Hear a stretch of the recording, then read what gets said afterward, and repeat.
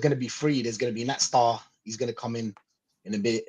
But yeah, Carl, it's been inevitable, bro. It's been long adieu. It's been we look, man. I've been checking you out on YouTube and whatever. I love what you say. Where we meet, and that's on Northside's channel as well. I love what you say, bro. Big up for bullying up today. Big up. No, thank you very much, mate. It's very, very much appreciated. And yeah, it has been a long time coming since you and me have collaborated. And since I've known you through Northside's channel, it was going to happen. It's the same with Aaron as well. But no, I'm absolutely grateful, mate. Thank you very much. Fantastic. Aaron, how you feeling today, man?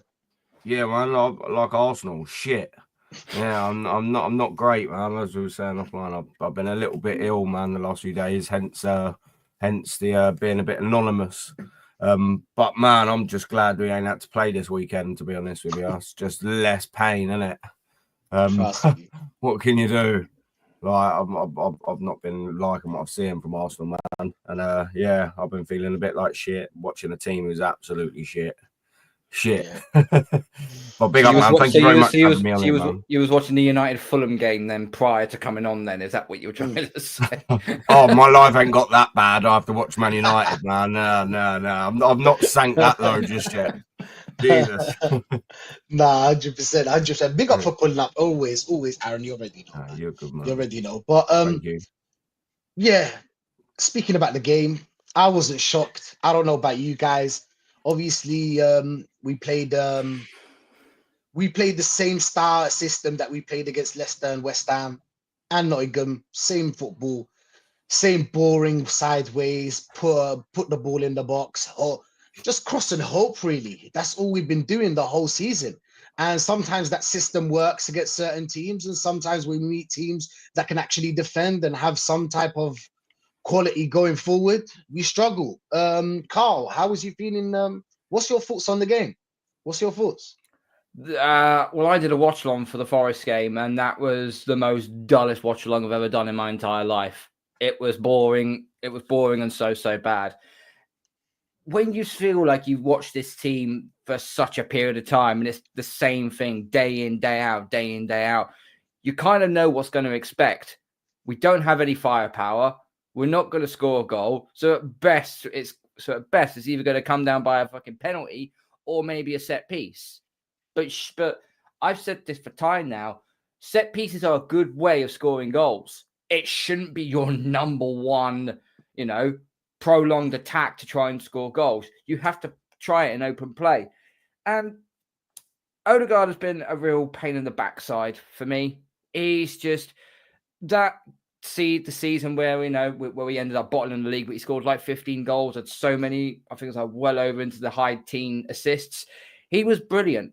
And it seems like the last 2 seasons, he's completely fallen off a cliff. And this was before Saka went down injured.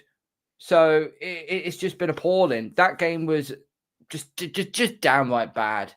Mikel Merino was going to be, we were thinking that him in the short term, just to hang on to this season might help. But in long term, it's going to do us more damage than good. He got through one game against Leicester and he's now had back-to-back goose eggs. Can't score. Is that down to him not scoring it, or is that down to the service or lack of it that he ain't getting anymore? It's reached a point now where we can see ourselves. We're no longer in the title race now. We're 13 points off. Even if we win the game in hand, there's still 10 points. It's very, very unlikely to happen. Now we're looking over our shoulder because Forest, they're still sniffing on our ankles. You've still got Man City catching up. Newcastle, the likes of Newcastle, Bournemouth, for crying out loud. Bournemouth, they're not exactly far off the pace either. I think it's like 9-10 points now between second and sixth. Now it is. So we've got to be so careful here that we don't just, what we're trying to do, rely on Marchman, hoping that Martinelli and Saka return back in April. I don't want to see Saka return for the rest of this season. I don't. That scar on his hamstring, that looks ugly. Really, really ugly. And anyone who used to watch Michael Owen back in the day will understand what happened to him with his hamstring injuries. and he was at the age of 25. He was completely done. This Bukayo Saka was way too talented to just completely have him pushed at the wayside into his mid-20s. You've got to protect him. This is why I said on my channel, why we didn't get these players in. I said my first port of call is, yes, okay, you need a striker. But my first port of call is go and get Elise. Go and get Elise to cover Saka. Go and get Dani Olmo to cover Martin Odegaard. Just finding up those two positions alone gives you depth on the left and in the center and in the number 10. And then if you want to go cheap, go get Dovbyk, go get Morata, go get Mateta, who Crystal Palace got. Go and get one of those guys. And I don't think we'd be in the position we are right now. But this is what happens when you, what's the saying goes? Fail to prepare to fail. 100%. And that's what we've had all season. We're reaching a point now where we're hoping that, it turns on its head a little bit. But we are now solely putting all our eggs in one basket now into the Champions League. I mean, I've got more chance getting a successful date out of Scarlett Johansson than Arsenal have a winning champion. Let's be real. So it's very, very unlikely now. And I'm just done with this manager. I'm just done. We're done. We're done. I've been done with this manager since we bottled top 4 against Spurs, mate. That's as far as I'm gone. No, facts every time. Prepare to fail to prepare. Any way you put it, it's the same way, because it's just a roundabout with this team, really, Carl. And you were just spitting facts there. Yeah.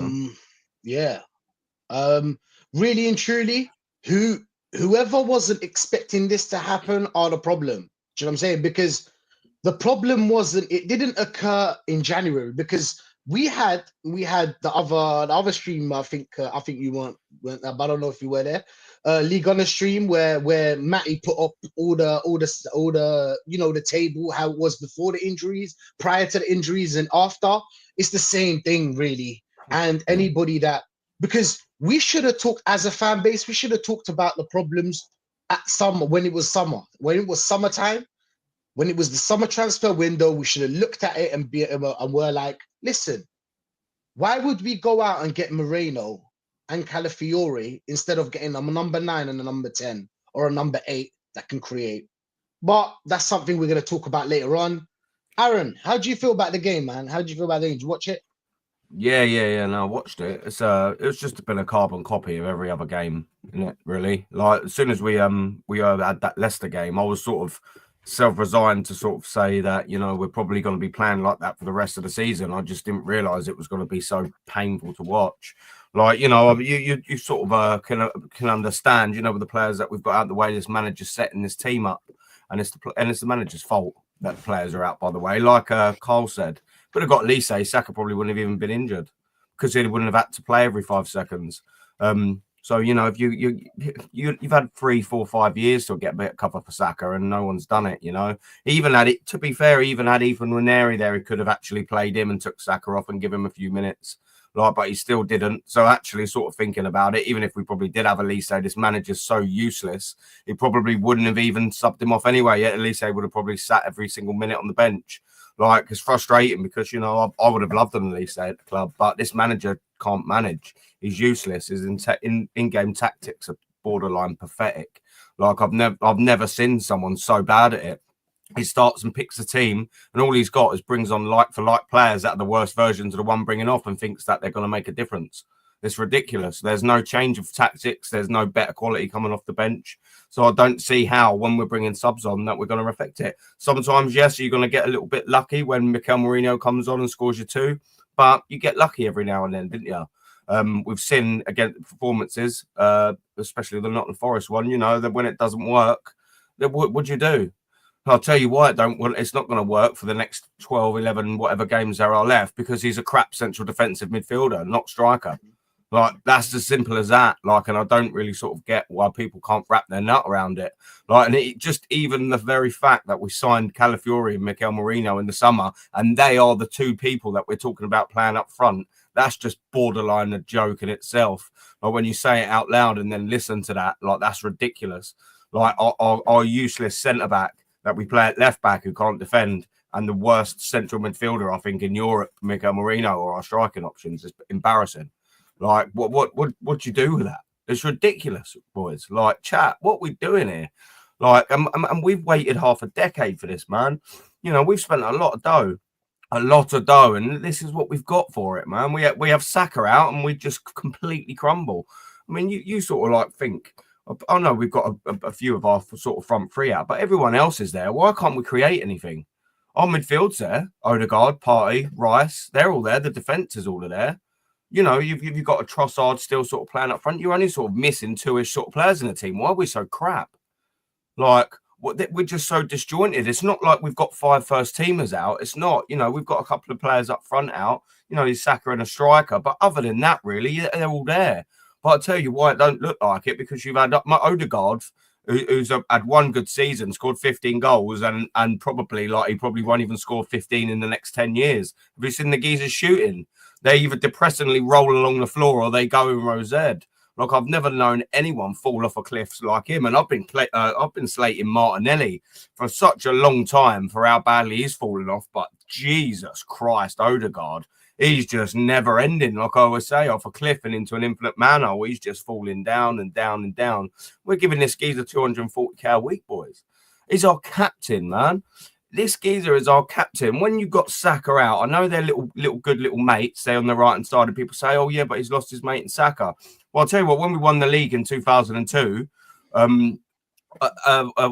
Pires, he was injured, so Ashley Cole and Thierry Henry lost their left hand sided mates. Still won the league.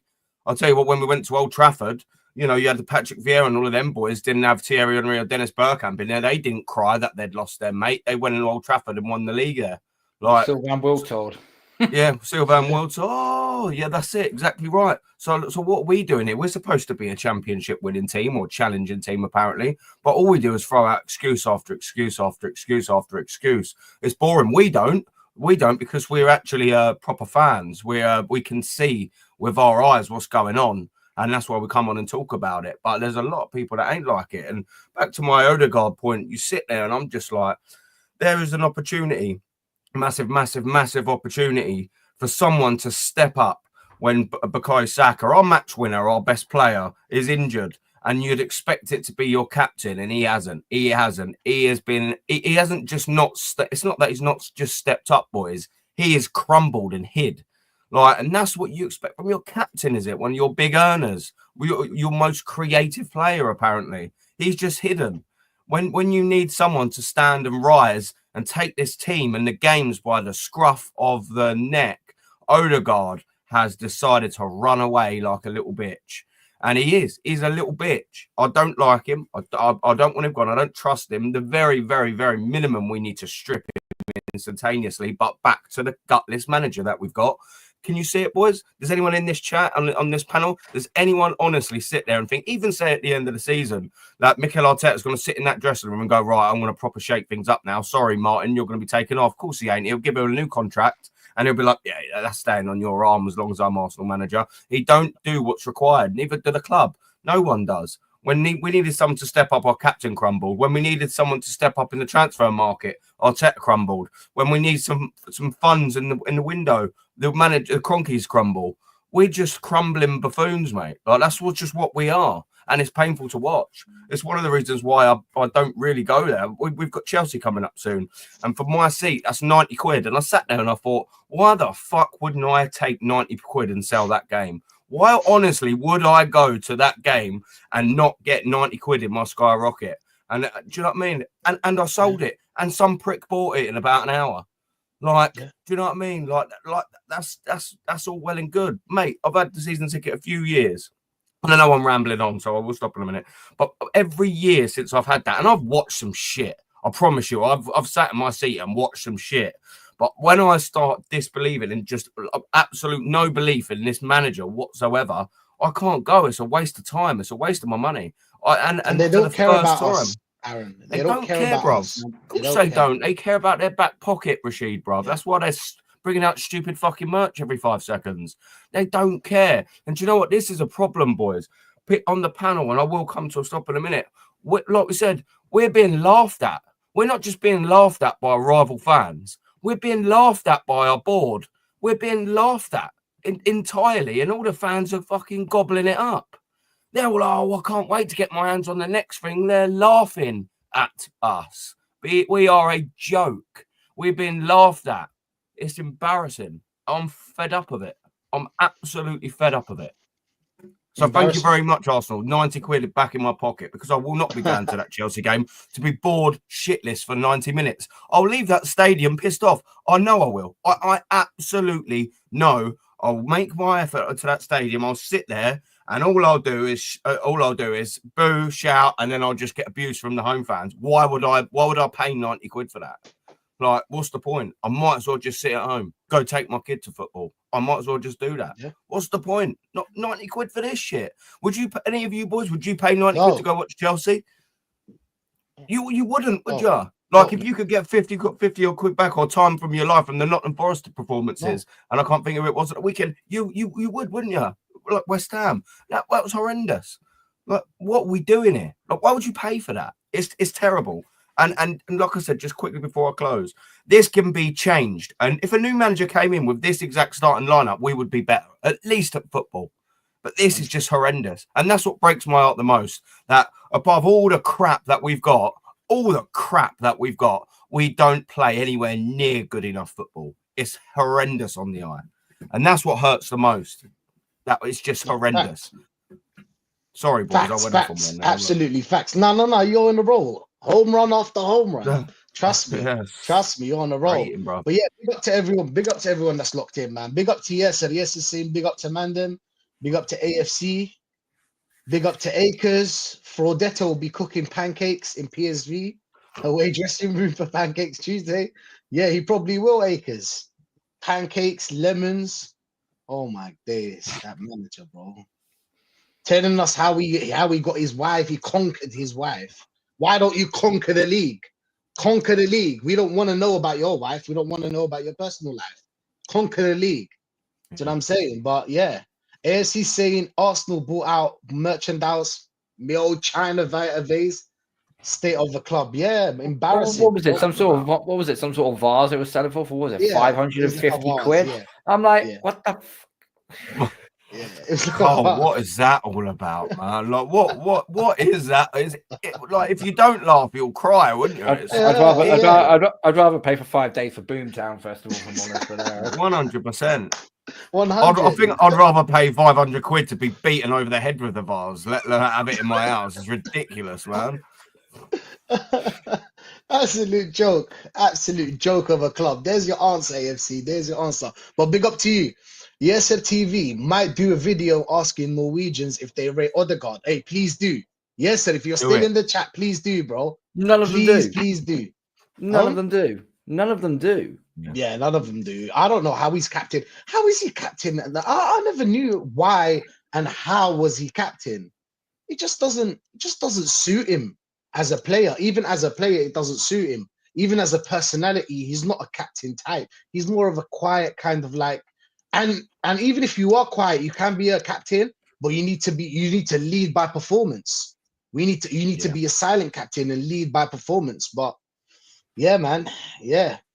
Please do, just quickly, yeah, as well. You think like I grew up, my first captain was Tony Adams, like, and then it was Patrick Vieira, and now it's Odegaard. That's madness. Absolute what a drop. Yeah, the problem is that Odegaard is his.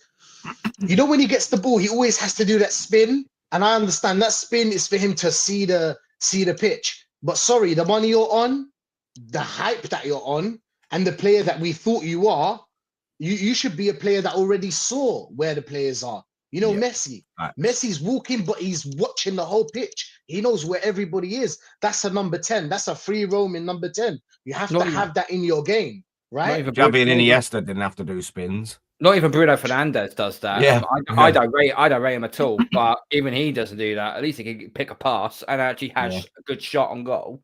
Yeah. Yeah. Of course, carry on. Yeah. And Bruno's not all that. Let's be honest. I wouldn't take him, and you guys wouldn't take him. I don't know if you guys would take. Would you take Bruno? Would you take Bruno? Right. I would take him as a rotation, but not as my starting player. Do you get what I'm trying to say? Like Odegaard, I don't want him to leave, but I want him as on the bench. I want him as my backup kind of number 10. I would have a number 10. If he wasn't so much of an absolute arsehole, then I would actually take Bruno Fernandes. But because of his attitude and because every time he goes to touch it, he feels like he's just been shot. It's just quite embarrassing, really. Yeah. The thing is, he's a match winner, isn't he? Like you said, he can finish. He's a match winner. But the problem is when he's not being a match winner, he's a 1 out of 10, and he's a 1 out of 10 far too often. He's a 1 out of 10 for 25 games, isn't he? And 5 games he'll be average, and then the other lot it'll be unbelievable. But you need a consistent good performer, didn't you? And Odegaard ain't that either. When was the last time you see him beat his man or have a good shot on target or make a phenomenal pass that was a direct assist? When was it? Or scoring a direct free kick, which was back in 2021, if I'm not mistaken. No. Yeah, it was. Yeah. I don't know. I haven't seen him. When did he beat his man? I haven't seen him. I haven't seen him being amazing at any game since he was injured. But the thing is that we for Odegaard to be a number 10, he needs runners as well, as in people to run and he can lay off the ball. That's not to kind of like. That's not as in, I'm not trying to say that Odegaard is excused by this, but like we have a system, we have a problem in our system as well. It's not just Odegaard, do you know what I'm saying? But Odegaard is a big part of that system that's not working because yes, you don't have a lot of runners, but you need to create. That's your part. You need to create no matter what the players are, no matter the players that are around you.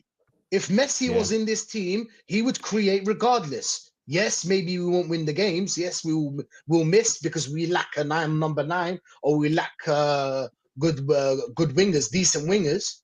But he will still create, and that's something that Odegaard doesn't do. And it's slowing the play. That's the big problem.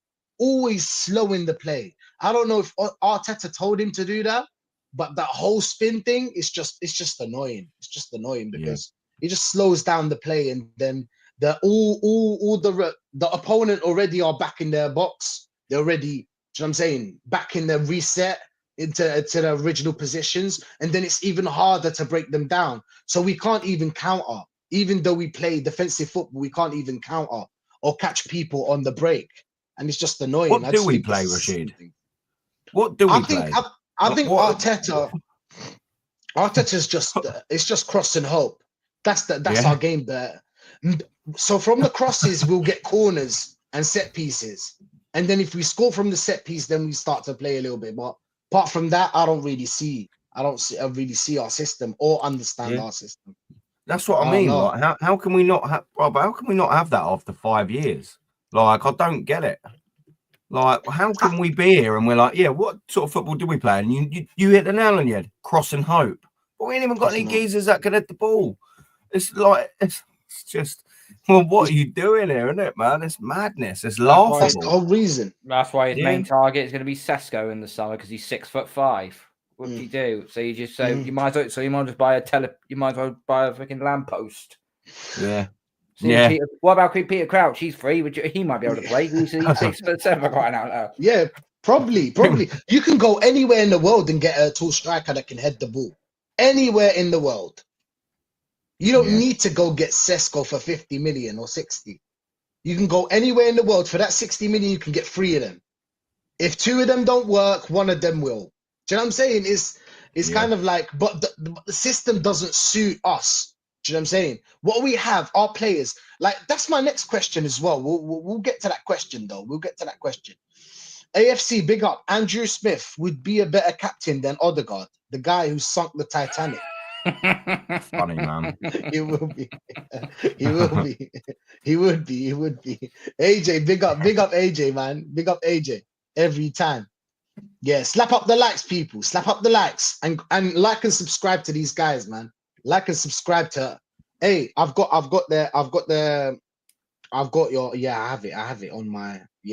the number there. Hey, like and subscribe, people. Like and subscribe to these guys, man. Real ones. But big up AFC Vigilante. Big up panel. Reece James had the same injury as Saka, and look what happened to him. Yes, Fact. that was something. Yeah. That was something we talked about as well on. I think it was Jez's show. I talked about it as well. I talked about how we have 6 players that are gonna go for free, and then we've got 4 or 5 players that are in surgery. And you know what happens after surgery. You know that not every player comes back to what he used to be. I don't know. What's your thoughts on it? What's your thoughts on it, Carl? What's your thoughts on this?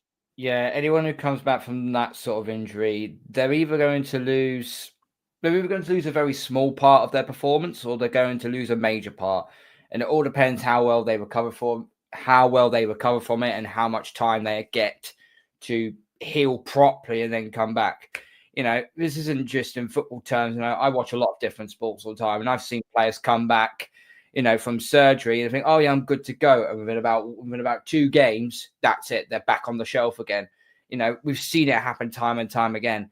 I just feel that with these types of injuries, regarding of Reece James is an absolute prime example. Reece James, I thought, when he's injury free, he's actually one of the best English fullbacks. I'm not going to say both European fullbacks because that's really putting him on a pedestal here. But in England, at least, he is a very, very good fullback. And the problem is, though, he keeps being constantly injured all the time. That's either he ain't training properly, he ain't healing up properly in the way he should be, or his manager is rushing him back too quickly. And it's more likely to be the latter than in the other 2 options, because why would you bring someone back so late? No, if you're a mid-table club and your star players out, you're not going to try and rush it back up. We're sitting mid-table right now. We're not in a good place. Just heal up. We'll get ready for next season. That's this bit of situation here. It's the sort of situation you got when you're either A, fighting relegation, or B, fighting for a title. That's the only 2 ways about it, because you need your star player back. So you make them rush him back. I mean, if Saka returns in April, what are we getting out of him? 6, 7 games? I wouldn't play him. To be honest. I'll continue with Ethan, because if you rush him back and something happens and then Saka's gone forever. So I wouldn't rush him back. But what's your thoughts on it, Aaron? What's your thoughts on it, man? We owe it to Bukayo Saka, the way we've flogged him over the last few years. We owe it to give him the rest of the season off. Even if he comes back at the end of March, which he won't, obviously, but I'd just leave him off. If we even get past PSV, yeah, 100%. Of course he will. He's useless. He's terrible. Of course, you know he will, Rashid, even with nothing to play. Yeah, let's just say we get past PSV. That's where the Champions League ends for us, because we'll be outclassed by Real Madrid and we'll be out tacticked by Simeone. So either way, our Champions League ends in Madrid for me, even if we get there, and we're not fighting for a title. So it's just, what's the point in playing him? But he will. We owe it to Bukayo Saka. We have overplayed that kid. I just get Jack Wilshere vibes if we bring him back. If we bring him back this season, it'll be done. And do you know what? There's plenty more examples of it as well with injuries. You look at Eduardo when he I know they're all different injuries, but we're talking about, a lengthy injury requires surgery and coming back the same. Eduardo, never the same. He was an unbelievable finisher for Arsenal, Eduardo. And after he had when his ankle came out, job done, he was never the same. You look at Abu Diaby, couldn't shake anything off. Jack, obviously, I said about Jack Wilshere, he never managed to sort of come back. You look even closer to like Hector Bellerin. Remember, he was actually looking quite promising, and then he had a big injury. He lost a bit of pace, never really looked the same. It's such a big risk, when these players, and I see in the chat, Rosicky was very injury plagued as well. They're not the same players a lot of the time. And that's just Arsenal. You can make loads of different other examples across Europe, but I'll keep it in with Arsenal. It's worrying. We owe it to him. Like, what's even the point of bringing it back? Yeah, because you've got some big games coming that would have been big games. You've got like Newcastle, that'd be a battle. Anfield, that'd be a tricky game. Not that it'll mean anything for us. What's the point in just playing him? That's it. What's the point in playing him in high intensity games? Like, rushing him back too early. That ultimately don't mean anything regardless. They are going to be high intensity games, but they're not going to do anything because we're not going to win the league. So do you know what I mean? I would just rather, you know, if he is like absolute totally 100%, but maybe give him a run out on the last home game of this or something. I don't know, but as long as it's just either a little run out and he's absolutely there, but I would still completely give him the season off. Give him a pre-season and let him enjoy some time with his family or with his wife if he's got one. Do you know what I mean? Let him properly recover, because we rush him back. We've ruined him now. We'll end him if we rush him back. It's as simple as that. You said it yourself, Rashid. We'll finish that kid off. We'll finish him off. He's 20 bloody 2 or 3 or something like that. Do you know what I mean? Like, what are we doing here? Like, just give him some well-deserved time off. Do you know what I mean, boys? Like, he deserves it. Facts, bro. Facts. I wouldn't rush him. I mean, why would we? We're not playing for anything, unfortunately, like every season. And all we've got left is Champions League. And you know who we're going to meet in the Champions League. We're just going to fit in, and we're going to talk about the Champions League later. But yeah, big up to you, not big up to you, not big up to Dad. Big up to Dad. Dad's here as well. Papa. Hello, son. Hello, son and panel. You're helpful, humble, modest, non-piss taking hammer here. Oh dear! Stop. I was watching a little bit of that live stream of you and your dad, Aaron, and do you know what? I've got a lot of respect for your father. Actually, he actually does sound like a real proper geezer. Oh, don't tell him that. Fucking hell! Give him a big head. But on the Bowen situation, it'd been better than what we currently got right now. Absolutely, yeah. Big up, Dad. Absolutely, Joe. Big up, Dad. And he hasn't been texting me every day either. After the West Ham, he absolutely has not been texting me every single day, laughing. Prick. Love you, mate. Big up AFC. We've gone from Vava Voom football 100% to dominate and do nothing football.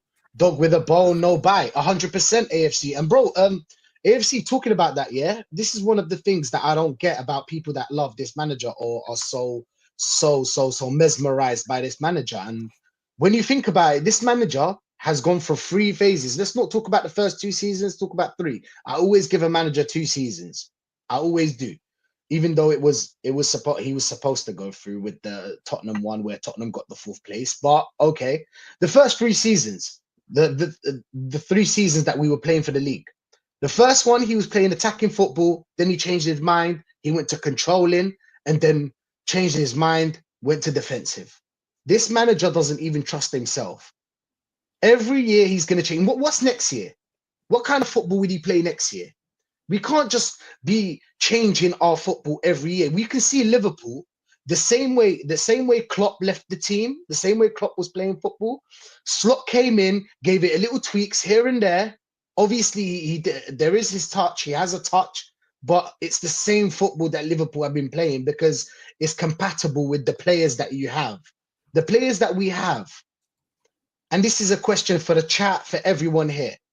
The players that we have, don't you think if we had a decent manager, we would have been at least final in the Carabao Cup and we would have beaten teams like Leicester and West Ham? We wouldn't struggle with teams like this. Do you think that's the case, Carl? Do you think it's the manager? Or if there was a manager and the same players that we have? I mean, the managers can only work what he's got with currently. If let's just say for in an alternative universe, all our players were fully fit and healthy and so on, and we're still playing the way like it is currently right now, then I would say, you get someone like an Inzaghi, you get someone like a Diego Simeone, you get someone like a Carlo Ancelotti. Do you know what? I saw someone post in the chat. Apparently, I think it was Macy put in there. Apparently, Almiron's job is now under threat, and he could get sacked at the end of the season. I think Almiron is being left out to dry. I don't think it's his issue. He's having to deal with what he's got. And if they're going to bin him, I'll be like, well, do you know what? We've got a shit ton of defenders. But Carl, we could play 3 at the back. We could play 3-5-2. We could play 3-4-1-2. But don't you think that? Sorry to cut in, but don't you think that in Amorim's case, don't you think that the players that he has, you shouldn't be 15th or wherever Man United are? Don't you think he should be better than 15th? At least 10th, 8th, something like that? I mean, you should be, but let's be real. These players have been around the block for Man United for so long now. And it just feels like he can only work with what he's able to work with. in my own personal humble opinion. The players are not good enough. But I've said this. I said this on a Man United fan channel a while back, and that is until you get rid of your owners and start from scratch and rip the Band-Aid off and start from scratch all over again, nothing's going to change. You might win the odd FA Cup or Carling Cup here and there, but it's not going to. All it does is prolong your instability of your football club, and they know that now. And okay. Would I like to say be 8th or 10th and win a cup? Okay, the league season we've been fucking awful. Sorry for swearing, but you still won a cup. Therefore, you still had a successful season. But if you're a club somewhere like a Crystal Palace or a Fulham or a Bournemouth or anything like that, they'll be happy, they'll be over the moon for it. But I think when it comes to the big six, the likes of us, the likes of City, the likes of Liverpool, the likes of Spurs, like United. Okay, I'll take Spurs out of the equation. They won fuck all since 2008. But anyway, they're hoping for we need to go on and do much better. Liverpool struggled for 30 odd years until they were able to get back again. Time, this is an old wound and it needs to heal at a proper rate. And not sure if they're going to do it. 100%. 100%. Aaron, do you think with the players that we have, that we could have won something this season? With the players that we have, if we had obviously a manager that has won before, an experienced manager. With everyone fit, or you mean still even now with Saka injured? He has the whole squad and all these things that happened. Like Saka got injured, and he'll find solutions somehow, some way. If he was an experienced manager, do you agree, or do you have another take on this? I think we'd be a little bit closer if we had a different manager. Assuming you say obviously starting from absolute scratch this season, can't make any signings. These are the players that he's got this year. Everyone's fit. We'd be a little bit closer, but I mean, like Liverpool, they've got a few match winners, isn't they, man? They've just been better than people this season, but we've looked horrendous this season, and the problem that we've got is we are going that way. And we are going that way fast. Ow. Everything's regressed. Ow. I don't think there's a single metric that I can say that we've improved on. Well, there just isn't. I can't think of something. Like where have we got better? Nowhere. No, not in defence. The midfield's got worse. The attack's absolutely got worse. The football's got worse. The signings have got worse. The talent ideas have got. The injuries are getting worse because the manager's flogging all the players. What's got better? I honestly cannot sit here and tell you one thing that I think's improved in the last year or so. And that's obviously, if we had a new manager, he'd be getting some sort of tune up. Would we play football? We might not do, but there's a very good chance we'd be playing better football. There's a better chance, these players would probably feel a little bit more reinvigorated. It'd be a bit more fresher. It's probably a bit stale and boring, and they're not even winning anything. They're probably going to training every day thinking, what is this little prick got us doing today? Like, do you know what I mean? Like, what are we doing? Like, you just sort of think if we had someone like an Ancelotti, let's just say, or an Inzaghi or whatever, come in at the start of this season, the players are probably around looking at each other going, cool, I quite like this. Yeah, all right, here we go. It's something new. It's fresh. New idea, a little bit new to believe in. You're telling me that after 5 years, there's not players like Bill Saliba that are looking and Declan Rice's that are sitting there and thinking, I don't think this manager's going to get us over the line. Why? Because he hasn't for 5 years. There are probably a few of them thinking that. Is this manager going to take us to the title? And then probably people thinking no. Whereas, at least if you was to say have a new geezer come in, you'd be thinking, right, it's a new sort of renewed hope, isn't it? Is this going to be the geezer? Especially if you're bringing someone in that's won something before, like in Inzaghi and that. You're thinking, well, he's done it before, isn't he? You probably would get all these players back on side again, back fighting for each other, because this team ain't fighting for each other. They're not. We've seen them do that, but they're not doing it anymore. Bill Saliba, I don't want to keep coming back to him, but his head don't look in it. And to be fair, I don't blame him. You've got one of the best clubs in the world that are proven winners, and some of your mates play there and they want you, and you're at Arsenal and nothing's getting better anytime soon, it's getting worse, and you're under Mikel Arteta who don't win anything. I mean, come on, isn't it? Like, what we're doing. Like, of course, his head's going to be a little bit turned, and a lot of the players are going to be the same as well because we don't win anything. So, a new manager, yeah, maybe this season, you know, we could have won a couple of cups, though. I will say that. You know, I think we would have gotten. We'll say that. I think we would have went to the final. We would have got to the final. I think it did. It wasn't. Look, Newcastle were a hard team, but sorry, after spending 800 million, and we've seen these players before, we've seen that they can perform to a certain level, not to the level that we're seeing right now. And I can name you a few players that have dipped in level. But yeah, 100%. I agree with you. Vic, big up Vic, evening gents, and all in the chat. Big up Mems. I really hope Arsenal win against PSV. Bit of a lucky tie, to be honest. But Arsenal fans think differently. But if you beat PSV, you can be humbled by either of the Madrids. Yes, when it comes to that, that's something we're going to talk about later. But yeah, 100%, I agree with you. Big up Joe. Epic. Oh, Joe. Okay, Joe. Guys, do you not think Kroenke would get rid of the manager based on the fact he spent money worth the title and not win it, when someone else could have making it financially worse for Kroenke? I think that the Kroenkes, and I agree with a lot of people that say the Kroenkes, as long as they're getting top 4, it won't be an issue. But after seeing that he didn't give him the money in January, it kind of like, I don't know. There is questions to be answered there. But I don't know, to be honest. I don't know if the Kroenke would want to get rid of the Arteta. I think Arteta will get another year. I think Arteta will get another year next year. If he doesn't win anything, I think he will be sacked. I mean, compared to Arteta the last 2 years, his fan base, let's say it was 80%, now it's dropped to like 60, 65. A lot of people have turned on this manager. A lot. And a lot of people will turn on this manager at the end of the season.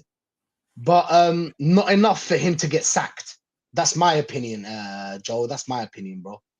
But yeah, we'll start that one because that's a good one. AJ, we desperately need to give Ethan and Miles a pay rise. Yeah.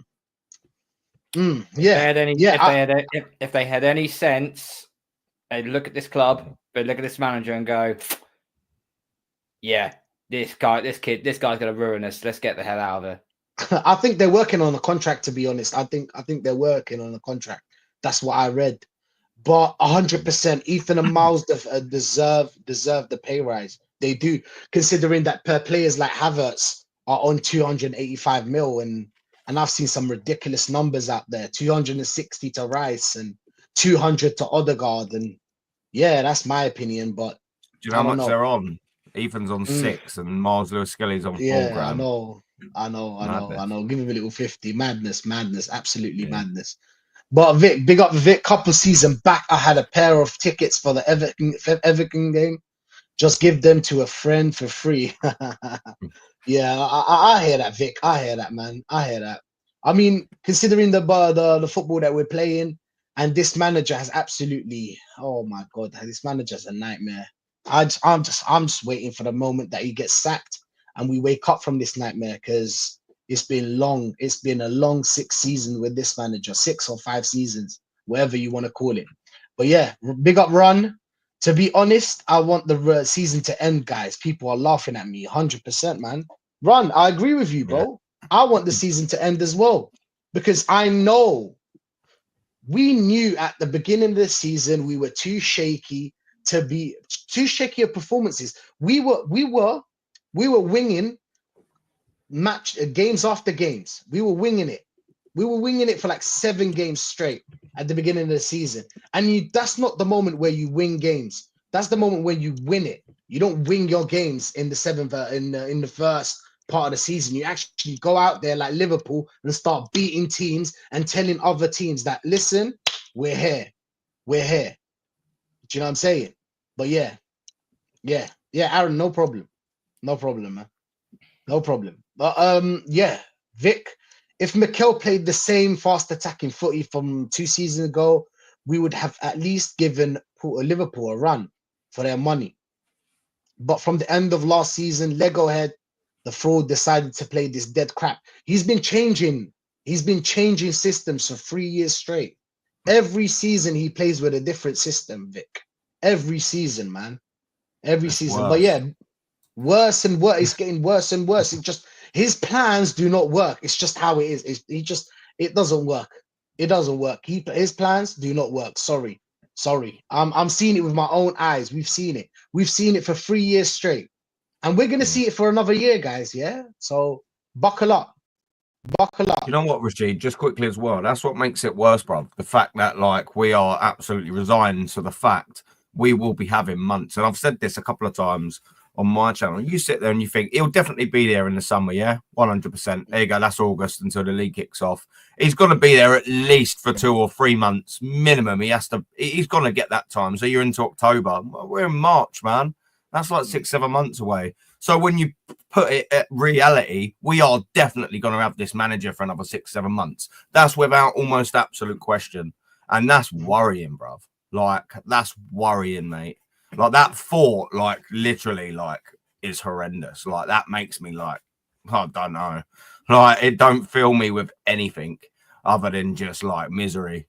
Like, it does. What do you think? What we're going to do in October? We'll probably be out the Carabao Cup by October. Like, we'll probably be 5 or 10 points behind Manchester City by October because they're going to come back swinging. Let's get that right. We'll probably won't even be for, like, we'll be there or thereabouts top 4 because that's all we're built for. You know, like, we'll probably have signed 6 players, but, you know, of the 31, 32, this manager signed only 5 or 6 of them. So on that math, and probably one of the 6 signings are going to be good. So we're going to have 5 new pieces of shit to watch every single season, every single year. Like, we're probably going to have, is Bill Saliba going to be here? Maybe, maybe not. Will any high-profile players leave? Maybe, maybe not. But fast forwarding it to October, are you like buzzing? Can you wait for the next season to start? This is the point. No one is. No one's like, oh, I can't wait till we get to this summer window and spend 200 million and like on 6 players, and 5 of them are absolute Mikel Marinos, like, and Sesko buzzing. Like, I can't wait. Like, what we doing? And it's just, that's what it is. If we got a new manager and they said, right, here, Carlo and David, we are going to give you 200 million, and then if you sell players or whatever, we're going to add that to your kitty. I'll be buzzing, mate. I'll be absolutely buzzing. I would look forward to that season. Not under this guy. Not under this guy. What's to look forward to? What's the last 5 years told us, people? Nothing, man. Yeah, absolutely and like nothing. Look, Vic's saying, you know, it's getting worse and worse and worse. So what do we think he's going to all of a sudden fix it? We're going to play absolute fancy football and we're going to terrorize teams like we did 2-3 years ago? Of course we're not. Do you know what the worrying thing? The worrying thing is that this manager, even when he leaves, he's going to leave us in a worse state than when we were 6 seasons ago. This team is worse than the team that was 6 seasons ago. We had better players. And now we have a couple of players that are very good, to be honest. Saliba and Gabriel, excellent. And we've got Saka, and we've got a couple of players here and there. But apart from that, we have like 12 or 11 players that should not play for this club. Yeah. But yeah, it's like that every season. Right. It's like that every season. Big up Luca. Big up Luca, talks ball. Big up Barca Reacts. I think Gabriel's more of a captain, 100%. Gabriel, Rice, Saliba, Gabriel, Rice, Saliba. So if these are the three that I think they should be captain, and Gabriel is first. I think I agree. Yeah. Gabriel, always top performances from Gabriel and Saliba. Always, even when they're shit, they're decent. Do you know what I'm saying? Even when they're shit. Can you imagine Gabriel in that dressing room coming in half-time like 1-0 down and going straight for Odegaard's throat?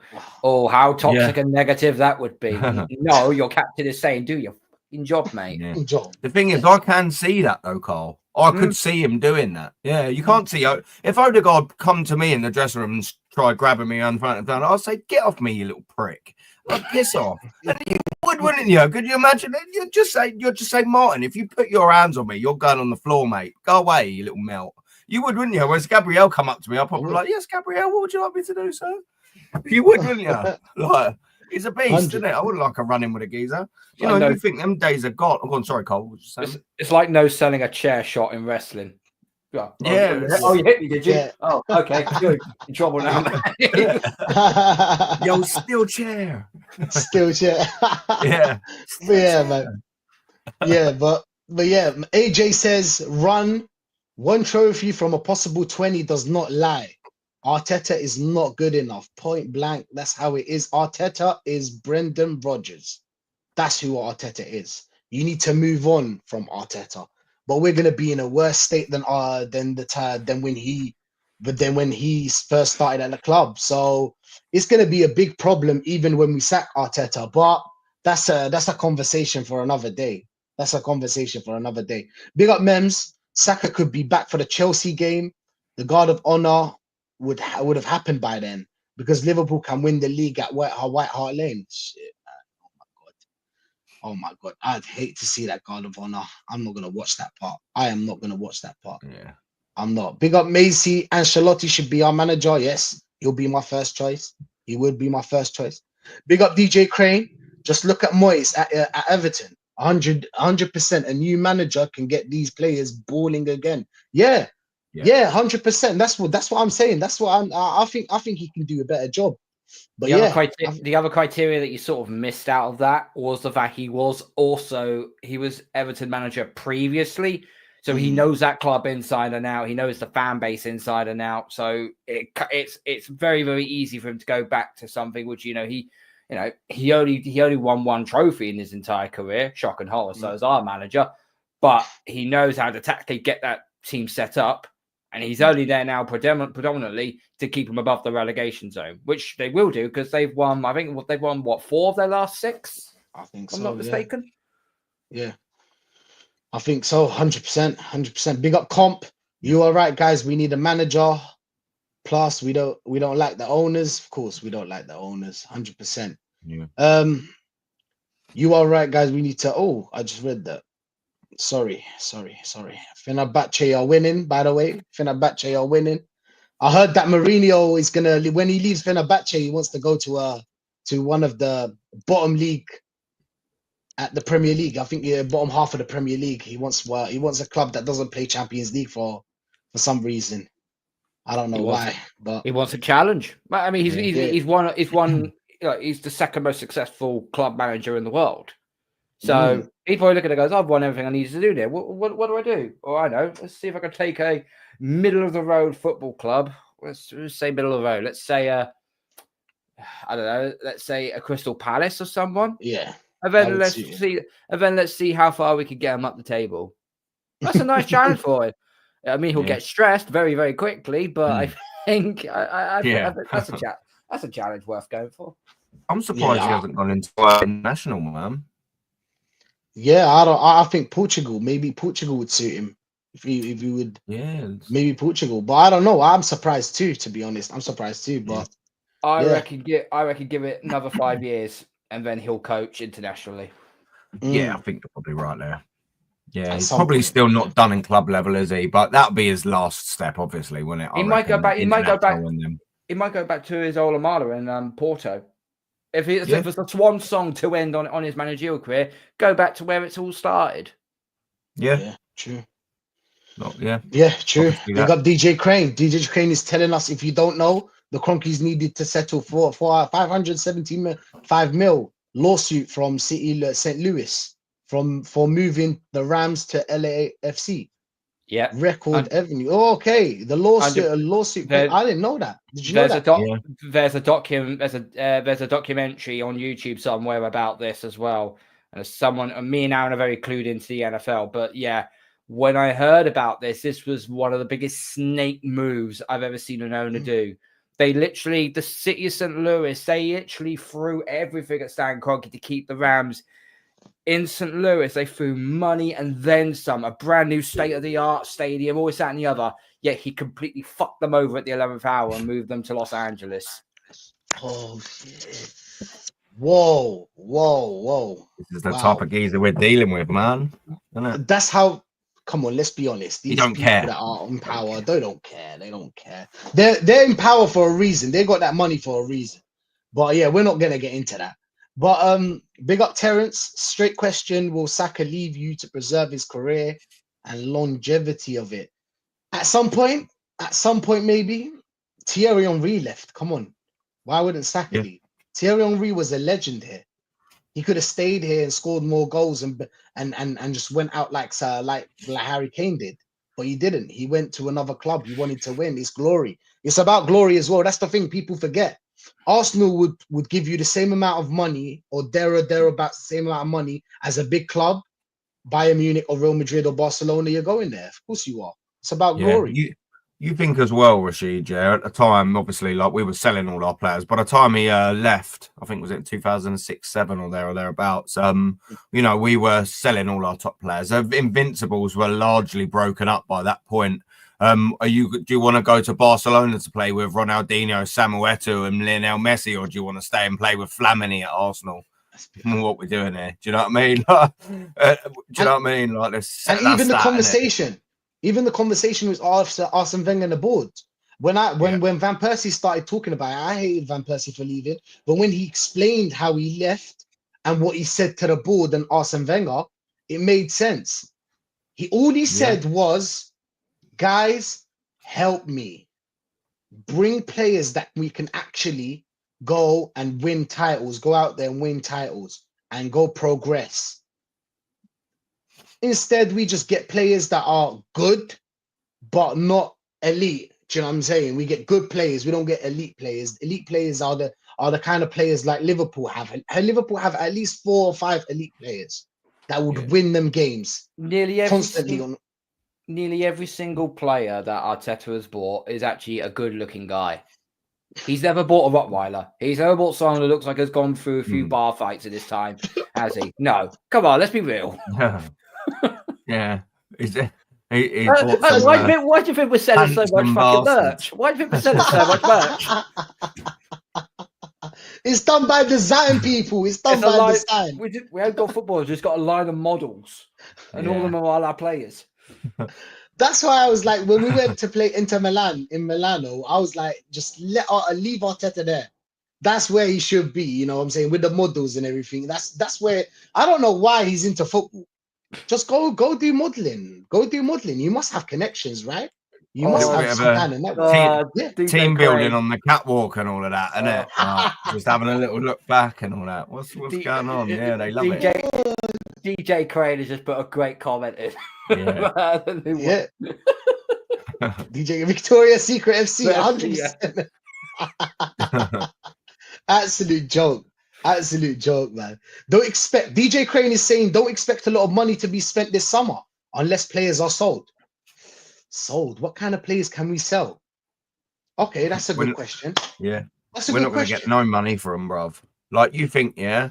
Right, so you've got like players like Zinchenko who should go out the door. We ain't getting anywhere near the £35 million we paid for him. Let's get it right. We'll probably get 10, the 15 max. Tomiyasu, who's going to take him?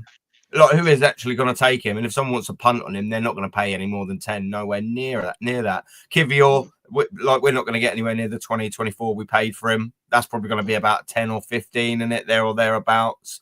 If we even get rid of him, why won't we get rid of him? Because he's on high wages. Tomiyasu's on £100,000 a week. Why? Like, he's not going to go anywhere. No one's going to pay us top money for Tomiyasu and then pay him £100,000 a week and then he can just be injured. I mean, you've got, like I said, the Zinchenko, he's on £150,000 a week. Who's paying that? So someone's going to go, well, I ain't paying like 15, 20 mil for Zinchenko, so I've got to pay £150,000. So we're stuck again. Do you know what I mean? Gabriel Jesus, he's injured until November. No one's buying him in the summer. No one's buying Kai Havertz on 280. Like, Jorginho's obviously going. That's a free transfer. Tierney, free transfer. Mikel Merino, we're stuck with him. £130,000 a week. We're stuck with him for another 4 years, by the way. He'll be 32, 33 when he comes to his end of his contract. Who's paying £130,000 and money for even him? So we're stuck with him. Like, who's there? Do you know what I mean? That's that, really. They're the sort of sellables. Martinelli, if you wanted to try and maybe get a couple of quid, but he's on 180. Who's paying that in Europe? What top team, one, is going to buy Gabriel Martinelli? And two, what top team is going to pay him £180,000? We're the only mugs that do these things. Who's paying from Odegaard? If someone wants to go, I'll tell you what, we'll give you 50 million for him, but I don't really like the £240,000 a week he's on. We're stuck. Do you know what I mean? There's only a couple of players there, like I said, we might be able to get rid of. but they're not going to go for big bucks. They're just not. We probably won't even recoup 20, 30 million this window. I don't think it's painful, man. This is why you need a sporting director, and you need scouts that actually know what the hell they are actually doing, on who they're actually looking at prospect wise. You know, that's why in Spain, when you got like scouts doing their bits, you see all these young players they bring in. They're absolute ballers. Like, they're fucking pretty. How much they cost them? 40, 50 million euro? Goes, oh no, they only cost about 6 million euro. It's like, what? Why are they so cheap? I said, because the scout knows what they're looking for. Yeah. We don't have that. I don't know who does our scouting department, but it's absolutely shambolic. Unless it's basically we just look at stuff on our computer screens, go, yeah, he's cool, yeah, let's we'll think about him for the time being. No, get out there. If I was a scout, if you paid me to be a scout, you know, you give me, just to say you give me let's say you give me 40 grand a year to be a scout, right? You send me out there, right? Here's a player we might go for in the summer. I want you to go out there for 4 to 6 weeks, keep an eye on him, and give me a lowdown on what he brings to the table. And that's what I would do. And you send me out to Italy, send me out to Turkey, send me out to, you know, Germany for any sort of players. Go out and send me somewhere, and actually go look at, you know, proper individual players, because then I can actually tell, yeah, he's good, or yeah, he's average, or yeah, he's absolutely shit. Don't fucking take him. And goes and send me a fly back home. Yeah. But but no, I just don't know who does it. You can find, there are talented. I'm not going to say kids, but there are talented young men out there that can do such a good job. It's just picking the part. Arsene Wenger was very, very good at picking out young gems. Very good at it. Yeah. And that's why we always sold him for a big buck afterwards, when obviously we weren't winning. We were in our 9-year trophy drought. But that's besides the point here. We don't see that now. It's like, we're buying middle of the road players now that you wouldn't even see get into fucking into a Fulham squad, or, you know, or even an Everton squad. You wouldn't see it like that. So why do they think it's good enough for Arsenal Football Club to buy those sorts of players? You know, we got told we would go to Champions League. We'll get world-class players. Well, I'm still waiting. Where are they? Where are Mikel Merino. That's the thing. Arsene Wenger used to be very good at like getting players. He used to be very good. He had an eye for footballers. He had an eye for players. This manager is, what's he really good at? What's the best thing about Arteta?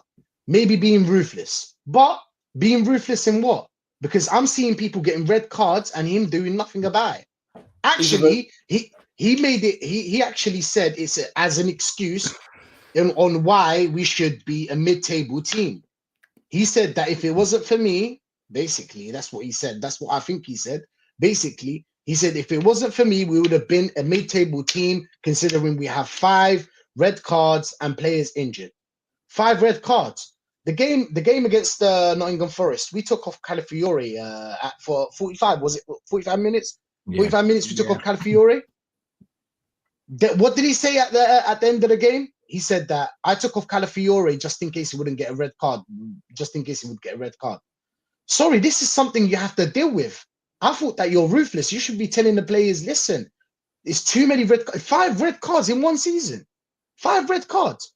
And we've been close. We've been very close to getting more than 5 red cards. There should be something done about this. But clearly, Arteta doesn't have anything he can do about this situation, and we'll just get red cards and they'll blame it in next season. He'll be like, next season excuses will be something else. But this season, it's red cards and injuries. What can we say? What can we say? There's always an excuse with this manager and this fan base. But yeah, Macy's saying me, The Rock, Travis Scott, and John Cena should team up and take down Cody Rhodes and Mikel Arteta.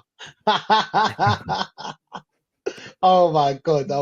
Hey, Aaron's got a shoot. He's funny. He's funny. Aaron, big up for being here, man. Big up. Thoughts on the PSV game, man. What do you think? What's your prediction?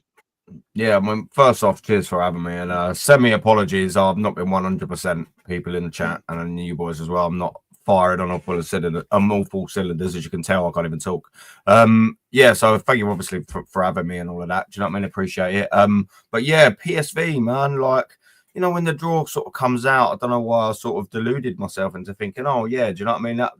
That should be fairly straightforward. I mean, it should be fairly straightforward, but yeah, I'm just sitting there and thinking, like, the closer it gets, and obviously it's because we've played twice since the draw and we've been absolutely horrendous.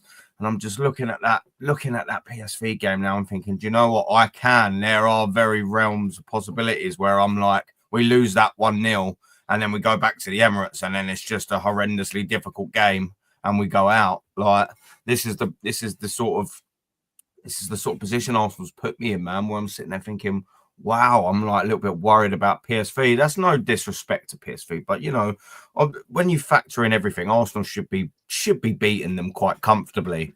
But the very fact that I don't think there's many Arsenal fans that are sitting there and thinking, well, yeah, we'll absolutely smash these lot. We should, but I don't think we will, man. And I just hope that we can come out with a draw. Obviously, I hope we win. Obviously, in as much as possible. But like, I'd take a 0-0 right now. I would. Because I just believe that, like, you know, it's so easily seeable that we lose that 1-0 or lose it by any sort of thing, innit? You wouldn't be shocked, would you, if we put in an absolute stinker? Because we're horrendous away in Europe, by the way. Absolutely horrendous under this manager as well. It's been absolute shambolic. You know, we put in some stinky away performances. I mean, you look in the Champions League last 16, I was at Porto. I was at that Porto game and that was fucking horrendous, man. And we lost it 1-0 right at the end to a great strike. Can I see that happening again? Absolutely. This is the problem. I could easily see that we're stinking 0-0 and then one of their players puts in an absolute worldie and then you lose 1-0. And then you look at that. You remember that Porto game back at the Emirates? And it took, to be fair, a good little bit of play from Martin Odegaard. It was a nice ball, and then Trossard finishes it. But you know, that was a nervy day. That was a very, very, very nervy day because we lost that 1-0. Even at 0-0, that would still been a nervy game at Porto, and we had to go through penalties. Can I see that again? Absolutely. The worrying thing is we've been crap at home in Europe and all. Like, you know, largely, especially if you're considering like the knockout sort of bit, we haven't really been that good. Like, I know we've done all right in the groups, to be fair, but apart from the PSG sort of beating, you know, we didn't really look phenomenal in any of them games. We just won some of them. Monaco at home, I suppose that wasn't a bad performance, but there's no real pressure on that, you know. If we're going to the Emirates and it's a 0-0 or a stinky 1-0 loss, man, there's going to be a lot of pressure for us to score goals, and we naturally can't play good football anyway. We're struggling from a 0-0 perspective.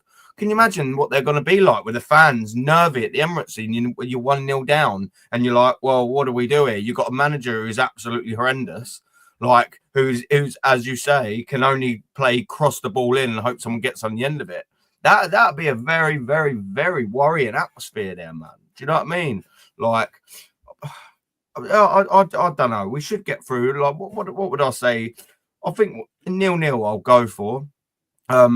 If you want to ask me for a prediction, yeah, 0-0 maybe against PSV. But please don't make me do another 0-0 watch along. I'll kill myself if that ends 0-0. Mate, do you know what? Yeah, bro. Do you know what? I've done 5 watch alongs. I don't mind doing them, but like I've never seen us score a goal. Do you know that? Every single one I've done, we haven't scored. Every single one. Hey, by the way, people, yeah.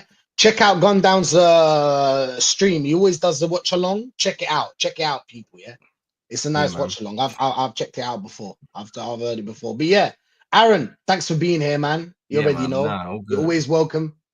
You're always welcome here, man. I was gonna stay for half hour because I'm feeling that. And then I look at it as like, yeah, I knew it was gonna overrun slightly, an hour and 10 minutes. But because I don't mind talking to you, mate. Do you know what I mean? And you're cold. Do you know what I mean? It's all good. You know, it's all good. I enjoy having a football chat with you. So yeah, I've managed to like push myself through it, but I'm not gonna lie, man. I'm gonna have a little lay down now, boys. Like my nose is bunged up. I'm gonna have a little cough. I'm gonna have a little lay down and see if the missus will come down and make me feel a little bit better. Do you know what I mean? Yeah, man. Yeah. Very nice. Come on, babe. You know, put on the little. Oh, come on, babe. Feel sorry for me. You know, a little feel sorry for me, one of them. Right. Anyways, man. Love, Anyways, love, before love. before it gets too dirty, I'll shoot. Hey, Rashid, like and subscribe to Aaron, legend. yeah?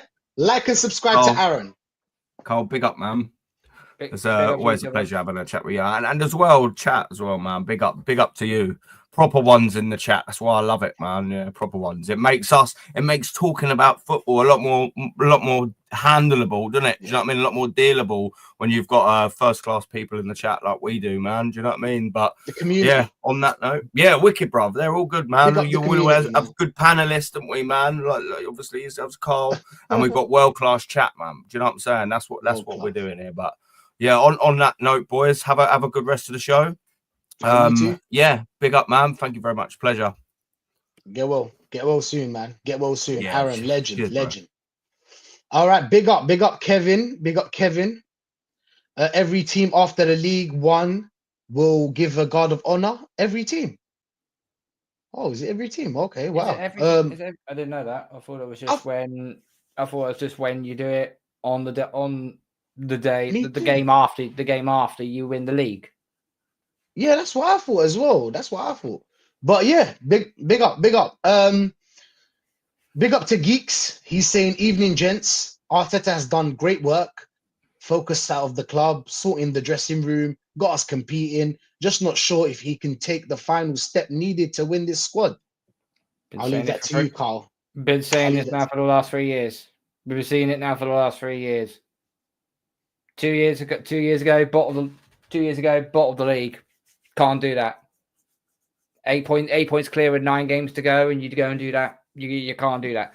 Okay. And then last year, okay, we stayed within touching distance of Man City, but we still didn't get the job done. And now this season, it's all gone to complete and utter pot.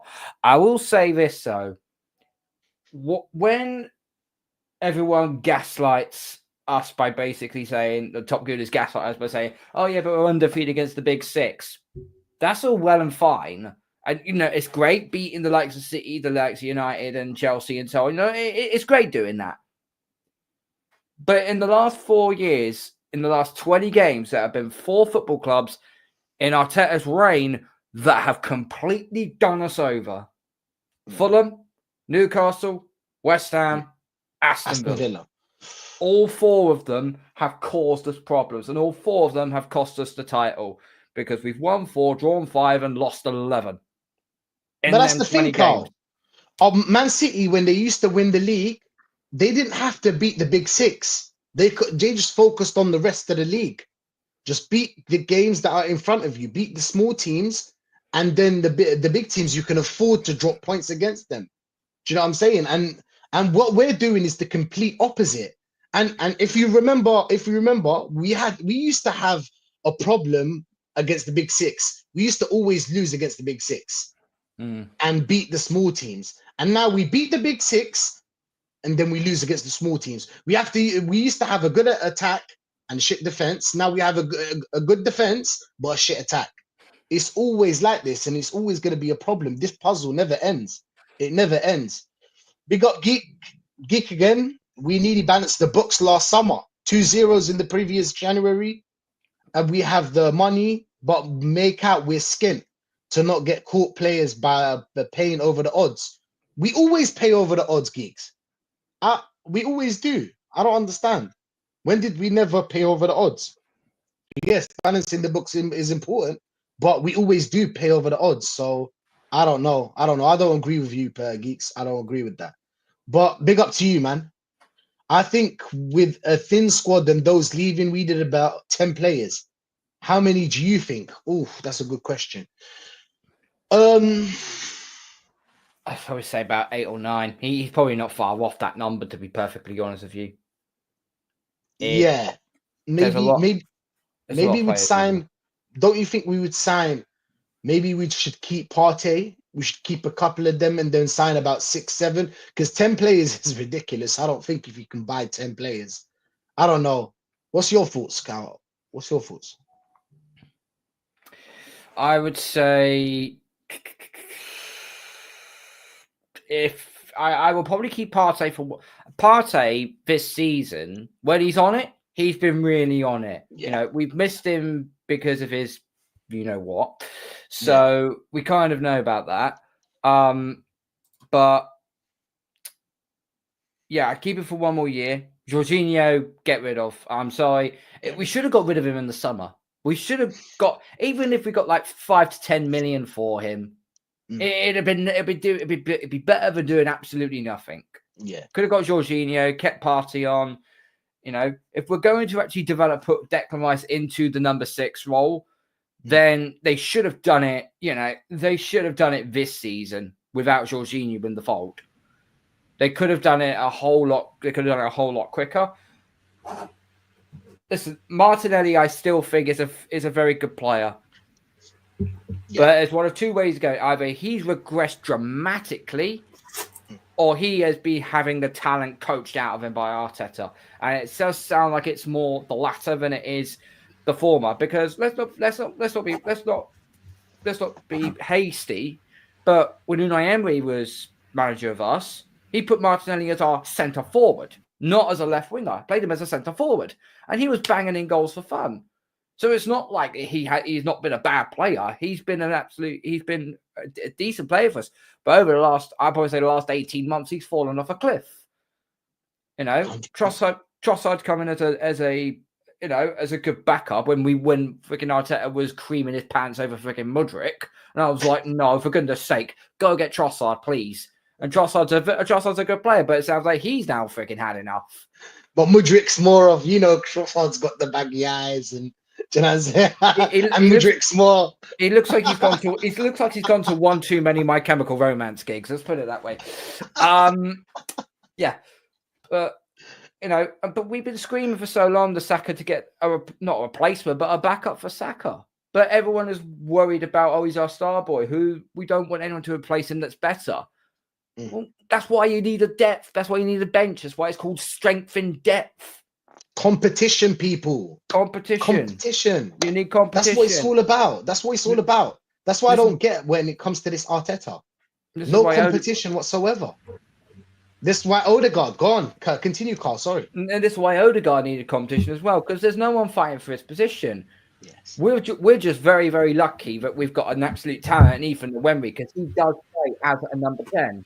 Mm-hmm. So if that's our backup, then fine. But you should have still gone and got someone, as I've already said. If you wanted to go big, go and get someone like Danny Olmo in. And if he beats out Odegaard's position, it's down to Odegaard to either kick his game up, or Ethan Nwemry's going to catch up with him.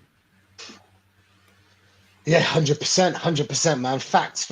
Nat Star in the building, people. You ready? Big up. Yeah, what's good, people? The machine gun, controversial tales. And I want something controversial about this as well, Nat Star. Big up to Geeks. He said that I think we have a thin squad, and those leaving, obviously, you know about. And we need about 10 players. How many players do you think we need, Nat Star? Double it. For me, double it. 20. Yeah, man. But apparently you can't change the whole team in 1 year. Inter have done it. Sevilla have done it when they were both in Europa League final. I think it was 2020 or something like that. Forest have done it twice. Yeah, Forest have done it. There are plenty of examples, past, present, and there will be more in the future. But apparently, this same fraudulent manager, Lego Head, saying, "Oh yeah, the squad's a bit thin." Well, that's by design, mate, and that's your fault. Yeah. Simple as that. I don't do if, buts, and maybes. I do abso-fucking-lutes, mate. And the absolute point is that this guy is a sham. It's the whole thing is a complete farce. We got PSV on Tuesday, right? I believe it's Tuesday evening. Yeah. Tuesday. I'm not confident that we're going to get through. And that's just going to be the first leg, because we're playing them away first. I know that for sure. So, with the players that we have, with this manager that we've had for way too long, shouldn't have even got the job in the first place, as you well know. I don't see where the goals are coming from now. That's the big concern, which is why I've been saying for the longest, this club needs a complete and utter global reset. Get rid of the manager, get rid of most of these players. They're not all crap, but, I think, this crop of players, this cycle, this process it's done, man. It's done. Bring in the fresh crop of players, bring in some proper recruitment, some proper scouts. Like get rid of most of the boards as well. Like the only way that this club is going to be successful, never mind trying to have a successful season this season, which ain't going to happen, because the only way that's going to be possible now is to win the Champions League, and we ain't doing it because we don't have the quality, nor do we have the squad depth, and we don't have the manager for it. That's for damn sure. So yeah, and you need a bit of luck. There is no amount of luck that is getting this fucking Paella Pulis to get the big ears, mate. Like 100%, that ain't happening. You know it, I know it, Carl, you know it, everyone in the chat, we all know it. It's not happening.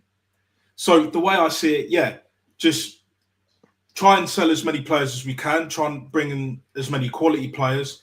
But on the pitch, I've been saying, get rid of the manager. Get rid of a lot of them, but get rid of the manager.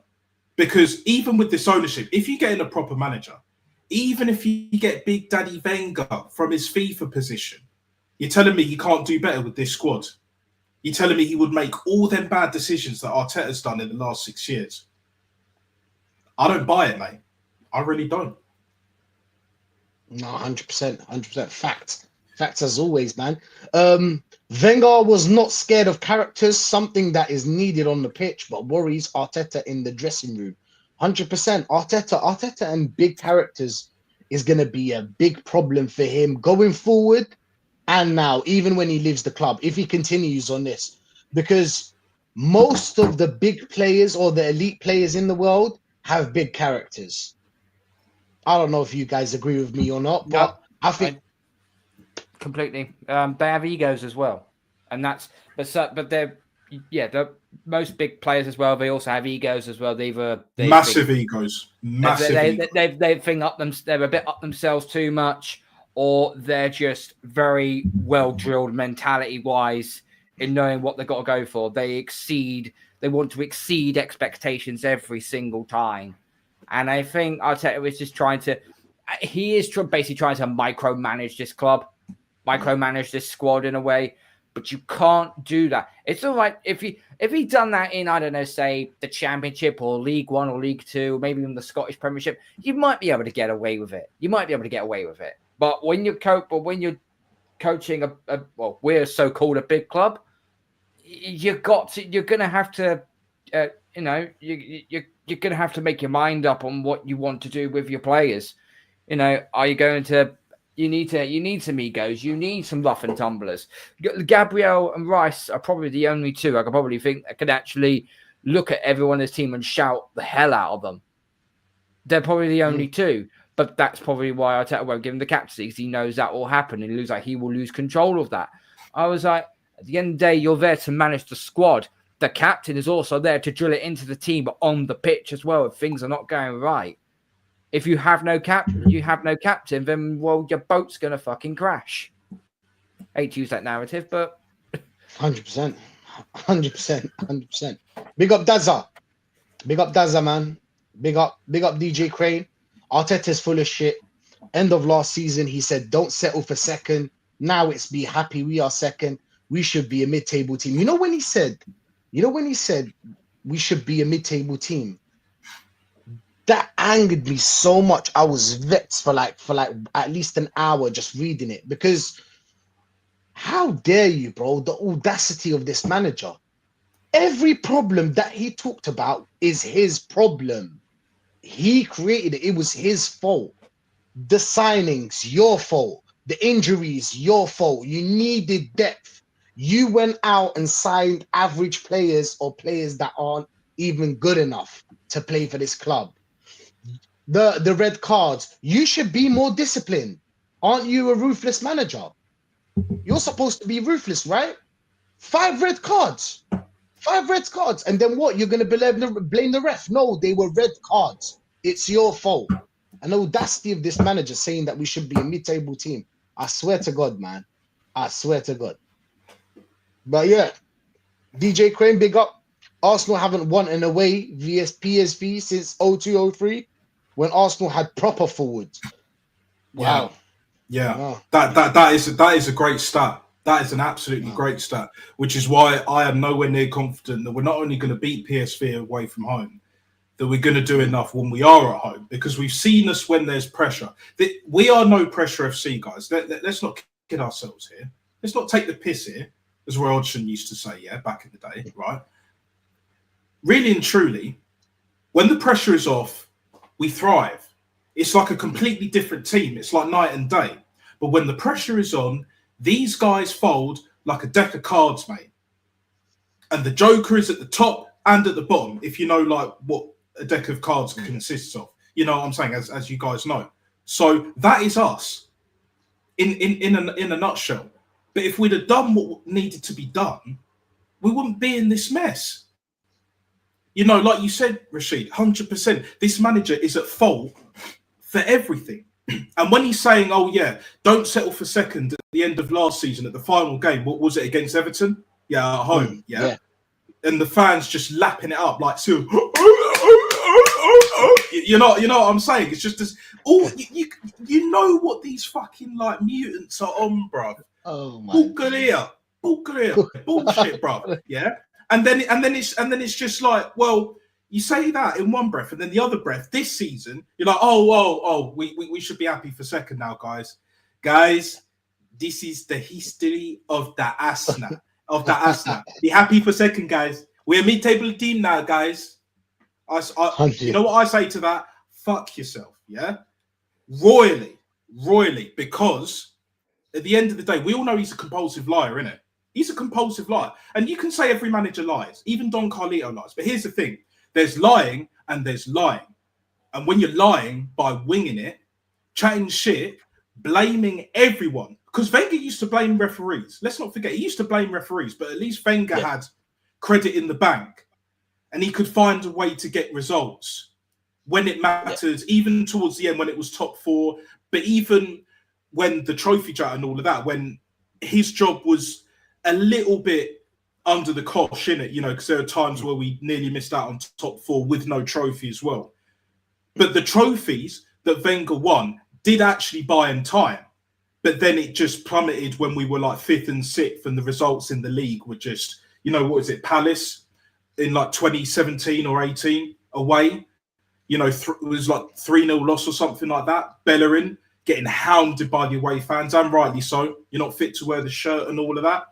To now, we're just accepting this shit. I refuse to accept this shit. The revolution will be televised. 100. And Mikel Arteta, aka Lego Head, will have custard pie in his face. Pause. But because the end is nigh. We will all see, the whole world will see the clown that he is. Because, complete fraud. If he was serious about his managerial career, I don't blame him for taking the Arsenal job. I blame the hierarchy, innit? Look, I'm not an idiot. I wasn't born yesterday. However, if you want a serious managerial career, right, now that he's been at Arsenal for like 6 years, it will be 6 years now, you have to conduct yourself accordingly and manage the whole situation, especially being put in a position of manager rather than what he was before as head coach. And again, the hierarchy fucked up with that one, giving him a new pay rise and all of that. Higher ranking, higher, like more authority, you know. So really and truly, he's in a position now where he has to win to keep his, not only his job secure, but his managerial career secure. Because trust me, a lot of these tippity top gooners, Igao and the rest of them fuckers, right? They still believe that whatever happens, even if he does go, in their mind, it will never happen, but it will one day. I mean, if Wenger was given the boot, Arteta's definitely getting the boot at some point. It might not be the end of this season, but it will be sooner than people think. Trust me. Matty was saying it, and I can see where he's coming from, where he was like saying that Arteta might walk, because he was doubting himself before. You know, he's definitely doubting himself now behind closed doors. So stranger things have happened. But ultimately, the point I'm making is this. Really and truly, this guy, if he doesn't deliver, will end up on Sky Sports, because no one's going to hire him And he's not going to take a job that in his mind and everyone else's mind is beneath him and the stature of Arsenal Football Club that it still kind of is today.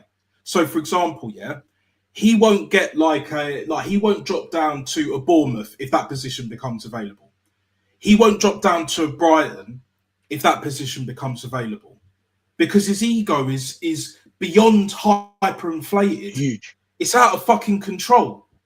So if you're not going to take them jobs, because Real Madrid ain't going to hire you, Barca won't hire you, Bayern Munich won't hire you, not even Juve and PSG would hire this forward, yeah? Elche wouldn't even hire him. Yeah, exactly. Because at least they have standards and at least they have a way of playing, trying to get up the Segunda, get back into La Liga and all that. And like I said before, I've said this before, Sky Sports will be hiring because it's the perfect place for failed managers. And he'll be the worst failed manager. Best believe that. Because Souness was on there for how long? You know, at the start, he was kind of in a job. And then, like, towards the latter stages after the he was at Blackburn, then Newcastle. So after the Newcastle job, innit, where that didn't work out, he's been at Sky Sports ever since. And then he was let go like a few years ago or so. Gary Neville, we know how that fucking turned out. Jamie Redknapp, other than Harry Redknapp, I don't know why the fuck he's still there, to be honest. Jamie Carragher, absolute joke for the female audience. Need I say any more on that? Do you know what I'm saying? And then Micah's just there for the vibes. I don't have an issue with Micah personally. He's just there for pure vibes and entertainment. He's vibing. Roy Keane a little bit as well, but he's more like, you know, dinosaur land, isn't it? He's more straight to the point though. Oh yeah. To kind of. I like Roy Keane. He doesn't bullshit. But that's the thing. Without Roy Keane and Micah Richards, Sky Sports are finished, bruv. Because you can't rely on Neville and Carragher anymore, bruv. There was a little period, maybe for a year or two, but now you can't rely on them two anymore. Especially with Carragher, because like people have had enough. He can do his gig with CBS and all that, but again, Micah is the star of the show, minus TT and all that. But TT's there for like, you know, the presence, the aura, the breakdown, innit? The analytics, and all that. Whereas Micah's just pure vibes and entertainment, and then Kate being a great presenter that she is and all of that. And then Kara's just there, you know, just to be a fucking idiot on live TV and all that. But he knows his football, and that's good in a way. But again, other than that, it's just you know what I'm saying, guys. But it is what it is, isn't it? Arteta will be part of that crew if he keeps going on the way that he's going, because no one that's serious will take him on. Because if shit doesn't work, he will ask for money. And at Arsenal, it's fine when you have that kind of, you know, tightness with Josh Kroenke and that. But other clubs ain't going to give that to you. Real Madrid are going to laugh in your fucking face. Guns is saying it, like when he's asked where he lives in Spain, Real Madrid fans or other Spanish team fans or whatever, like, would you take Arteta as your manager? Or like, do you rate Arteta as a manager? They're like, hell no. And then you have Norwegian fans that don't rate Ødegaard, innit? But yet these fucking tippity top gooners rate these two, man. And they're the biggest PR merchants at the football club. You get them two out, already you've like solved a huge issue. Now, is that the only issue? Absolutely not. But it takes a huge chunk away from the problems that we've been having and how like twanged, how tapped the fan base is. You know, because again, it's mindset. If you have low standards for your own life and for other teams of other sports or whatever, because I watch a few other sports, mainly rugby for me, because I used to play it. But if you have those standards, but not for Arsenal Football Club, it's a problem. It's a very serious problem. Like, but I understand it more because, well, if you don't have standards for Arsenal, and you don't have standards for your own life, like no accountability or whatever, then it makes sense the way that you think and the way that you act and all of that. It is what it is. Go crack on, live your life. My issue is, don't tell me to lower my standards because I ain't doing it. No one should tell you, Rashid, Carl, everyone else in the chat, the Guns, the Northsides, the Matties, etc., the Kenny Kens, the Jezzes and that, Aaron, to lower their fucking standards because it's not happening. And when we're right, because we will be right at the end of the day, no matter how long it takes, we will be there. and we will still be here more than you believe. 100%. More than you believe. More than you believe. 100%. The thing is about us is that we're right, but it's going to take a while for them to see that we're right.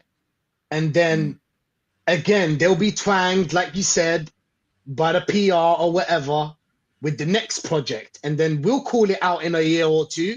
And then we'll just wait for another 3 years and 4 years and so on. But we will be there. We'll still be here. We'll still be here. 100% that style, even man. when Fact. even when we're 100% spot on, they would still try and argue with us. Yes, they will. They will. Yeah. And next year, like this season, they already got their excuses written down, everything in a book of excuses. The Arsenal book of excuses. They've already got a chapter for this year. And next year, there will be excuses as well, because that's how it is. You can always find excuses. Do you know what I'm saying? You always find excuses. But if you don't hold yourself accountable in anything in life, like you said, it's just like it's someone that doesn't do anything in life, just stays at home. He's on UC, whatever. And then he starts to make excuses. Oh, this. Oh, they don't treat here. They don't treat me right. And this and that. Obviously, he's going to blame everyone else but himself. You know what I'm saying? Just like Arteta's doing, blaming everybody else but himself, bro. But that's how it is, man. 100%. Facts, bro. Facts. Big up Static. I think Static. Big up Static. But yeah, big up Panel. Let's be honest. Arsenal will absolutely struggle to find so much better currently than Partey. I have no problem with him staying for another year to rotate with the current small squad. That's the thing, Static. I want to tell you something about this rotate. Everybody should be rotation. Everybody's droppable. In my opinion, this is how a football squad should be run. Everybody can be droppable. From Raya to Moreno. Everybody in the team. I don't know about you guys. What do you think? Do you think we can't get anybody better than Partey? Should we keep him? Should we not? What's your thoughts on it, Carl?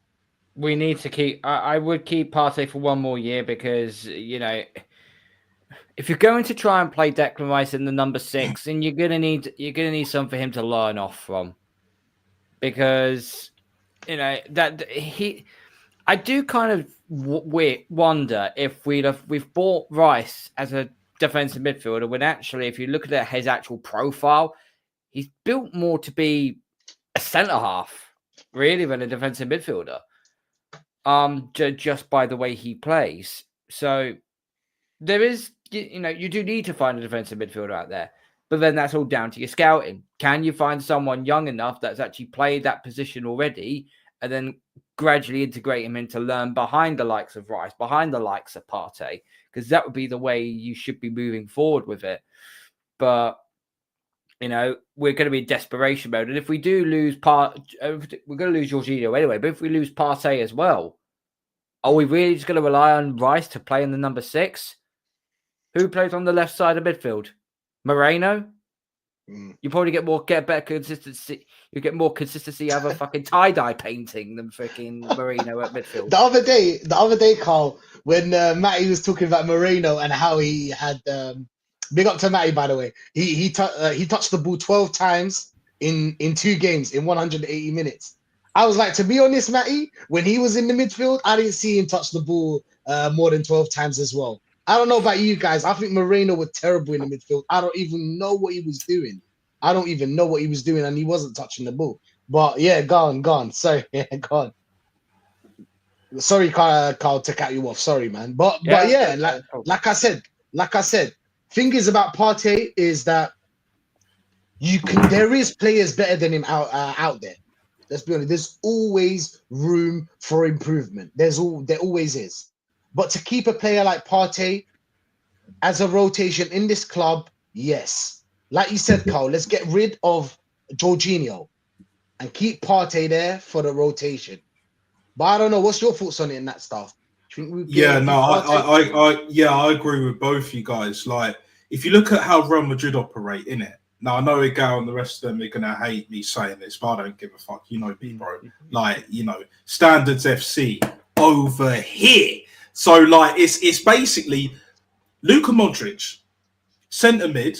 I know he's not a party type player, far from it, but the reason why he's still there and why Kroos was there for the longest, before obviously he retired end of last season, when they won the Champions League, by the way, in Wembley against Dortmund, is that the experience is invaluable, especially if you're of that caliber. Because look who else Real Madrid have in that midfield. They got Camavinga. I know he's been playing left back and all of that. Same with Tchouameni at centre back. But again, that's because of injuries, and Real Madrid should have strengthened, like Man City, ironically. But, you know, they managed to find a way, and they're still there or thereabouts, top of the La Liga, or, you know what I mean? But and favourites for Champions League. Yeah, and favourites. Always. That you can never count them out, bro. You can never count them out. But that experience there, and the young players, like I've mentioned, to look up to. Casemiro, before he went to Real Madrid as well. You know, like Valverde coming through, learning from him, both South American and all of that. And it's like, you can't coach that. And the thing is, Arteta believes that he can coach that. Oh, I don't need experienced players. I don't need these, you know, characters, you know, these attitude problem creators, whatever the fuck he wants to call it, right? Yeah. Like, for me, you have to have them experienced older heads to keep the standards up and to show the young G's, like, this is how it is.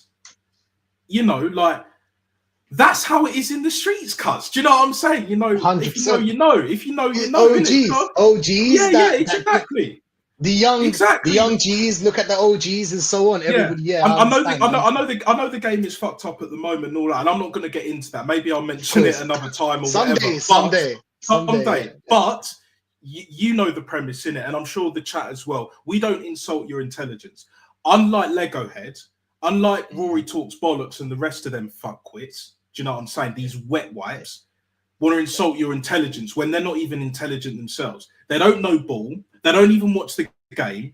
They're literally just like, you know, stat padding, you know, watching the stats. But he made 80% completed passes, guys. XG. Yeah, XG. Ribs, bibs, and dibs and that. Do you know what I'm saying? Get out of here, man. Like, and then there was pre-assists. So there was assists, and then there was pre-assists. Yeah. The pre-come assist and all of that. Less of that. Yeah, none of this OF shit. You know, Jude is already down bad right now. We don't need any more. Too many bad brothers have gone down. Even Lamine Yamal had to say that's enough. And that's another thing. I rate Lamine. Yeah. Hashtag Jude. Hashtag save Jude. Hashtag save Jude. Hashtag Lamine Yamal has standards on and off the field. Tactics. And how old is Lamine Yamal? What, 17? If you're 17 and you're a baller and you know and you understand the game and you're raised right and all of that, you know, a bit like Hakimi as well. Why is it that these brothers, like the Moroccans, like you guys know, bruv, you have it down to a T. You don't mess about. You can't knock that. I don't care what you believe. Honestly, realness, 100. Like, and then you have Jude, you know, he's not quite fish and chips. You know, neither am I, bruv. Similar backgrounds ish. You know, the only difference is clearly I didn't. What is he mixed? Is he mixed? Yeah. He's mixed like me, bruv. But his background, like, I don't take this word for word, but I think it's like both his parents, or like his dad is like a Fed or something like that. So he has connections, of course. But like, I know people that know people that know people. And like, if you live in and around London, as an example, you'll know someone that knows someone that knows someone that knows Righty, innit? I'm one of them, innit? I'm one of them. If you've been born and raised in London, in and around, like, you know, Surrey and all that, Kent, whatever, like, you know what I'm saying, Middlesex and that, you know, innit? You know. But like, but back to the matter. Did you see his mum? His mum was looking at yeah. See, his mum knows. But here's the thing: you don't see Hakimi's mother. You don't see Lamine Yamal's mother. Why? Because they have that shit on lockdown, bruv. COVID settings, bruv. They don't mess about, and that's why you have to rate it. That's why you have to respect it. This is why, you know, when Rance is saying all this deemed mad shit about like Jude Bellingham, I don't like the guy, I don't rate him as a baller. You see why now, innit? Whereas Lamine Yamal, techie fucking baller. Riyad Mahrez, techie fucking proper. One of your own, bruv. One of your own, was it Marmouche as well? Yeah, starting to, you know, he'll get there. Trust me. And then obviously Lamine Yamal, Hakimi, and that. These brothers, these North African brothers, especially, know the deal, bruv. Whereas Over here, over this side of the fence, right? Our brothers are lacking. They're lacking. They're going And by the way, down bad and sad. And by the way, Morris was born and raised in Paris. Just so you know, Yeah. He's not. Yes, You know what I'm saying? He's not. And Yeah, Lamine Yamal was born and raised in Spain. Do you know what I'm saying? It's just family. It's just how you build. It's just how you move. You need to But be the smart culture about in it. it, yeah. Yeah, the culture, like your mom's everything, and because your mom's everything, she when she tells you like, I don't like her, you'd have to let her go just because. Do you know what I'm saying? Your mom said that she doesn't like her. You just trust. Yeah, I don't know how to explain it.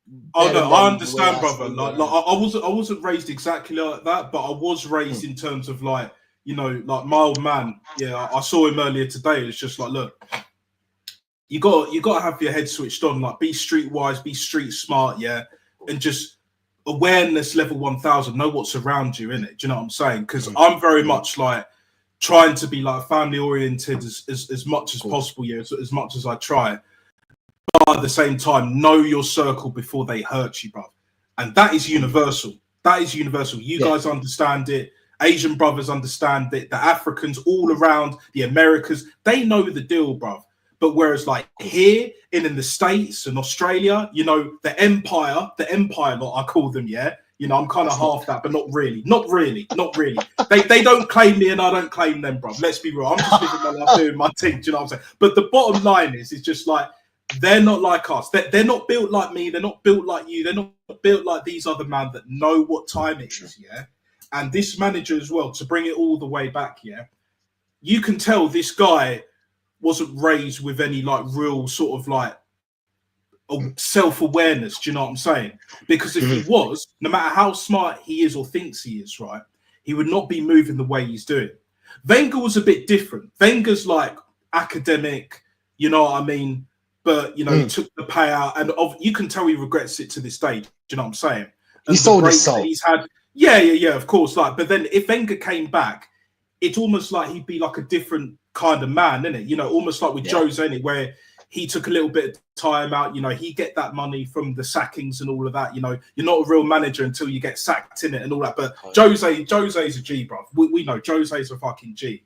And then you see Pep struggling. Like the football world's gone crazy, bro. But trust me, yeah, we will be right. Like we will stand on solid ground and be just like, look, you are welcome with open arms, but you're in our territory now. This is our land, bro. We don't want to be part of your land, your hub, your fantasy land. This is real world. This is our land, bro. Yeah, like over here, we say it as it is. We talk our shit. We don't always agree with absolutely every single thing, yeah, but we know what time it is. Once they know what time it is, trust me, bigger things are going in, bruv, and they are going to struggle to tread water. Never mind swim. They will struggle to tread water. So the question is really and truly, are they going to take that leap of faith? Are they going to take that next step? Because really and truly, what they're seeing is not what we're seeing. It's not what I am seeing. Like I don't yeah, exactly. I don't see how this guy can turn it around. I never liked him in the first place, like guns, but from my perspective, it was just as simple as he's a rookie manager. He's going to get propped up by the Cronkies. They're going to back him. They're going to put all that money with PR. You know how this country operates by now. It's all bollocks. Everyone's just running amok around here. But you know what? The system's broken. It is what it is. I don't blame anyone for operating the way that they do. You know, like when the system's broken, you just see it for how it is. You just got to check yourself before you wreck yourself. That's the key, bro. And I'll leave it at that. I'll leave it at that before. 100%. I actually, no, it was going to take, that's why I started laughing because it was I don't want these mutants to mess with my internet, bro. Like, you know what? Someday we have to sit down and we have to sit down and speak about this. Someday we will do a stream and we'll be something other than football. You know what I mean, right? We'll 100%. Life in general, man. Life in general. Yeah, community, man. We'll all meet up and all that. We'll sort something out later down the line. Trust me. This year and then next year, bigger things are going in, rude boy. Bigger things are going in, rude boy. Best believe, man. Best believe, man. Best believe. Big up Into the Box. Arteta is Leicester Burnley caliber of a manager. 100%, bro. I agree with you 100%. I think he's a mid-table manager. But, of course, he got the gig. Now he got second place. People would look at him different. But that's my opinion. And, yeah, I don't care. AFC Vigilante, bro. Big up. Chris Kamara was Sky Sports' best, was too funny. Yeah, he was too funny. But Micah's just got a little bit of, he's the kind of guy that I would like. He's a cool guy. Do you know what I'm saying? He's just a cool guy.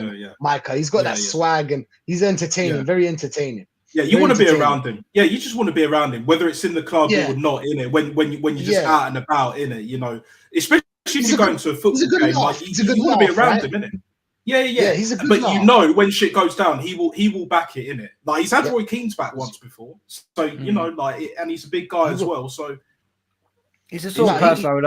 He's the sort of person I would ask to be my wedding planner. Yeah. Trust me,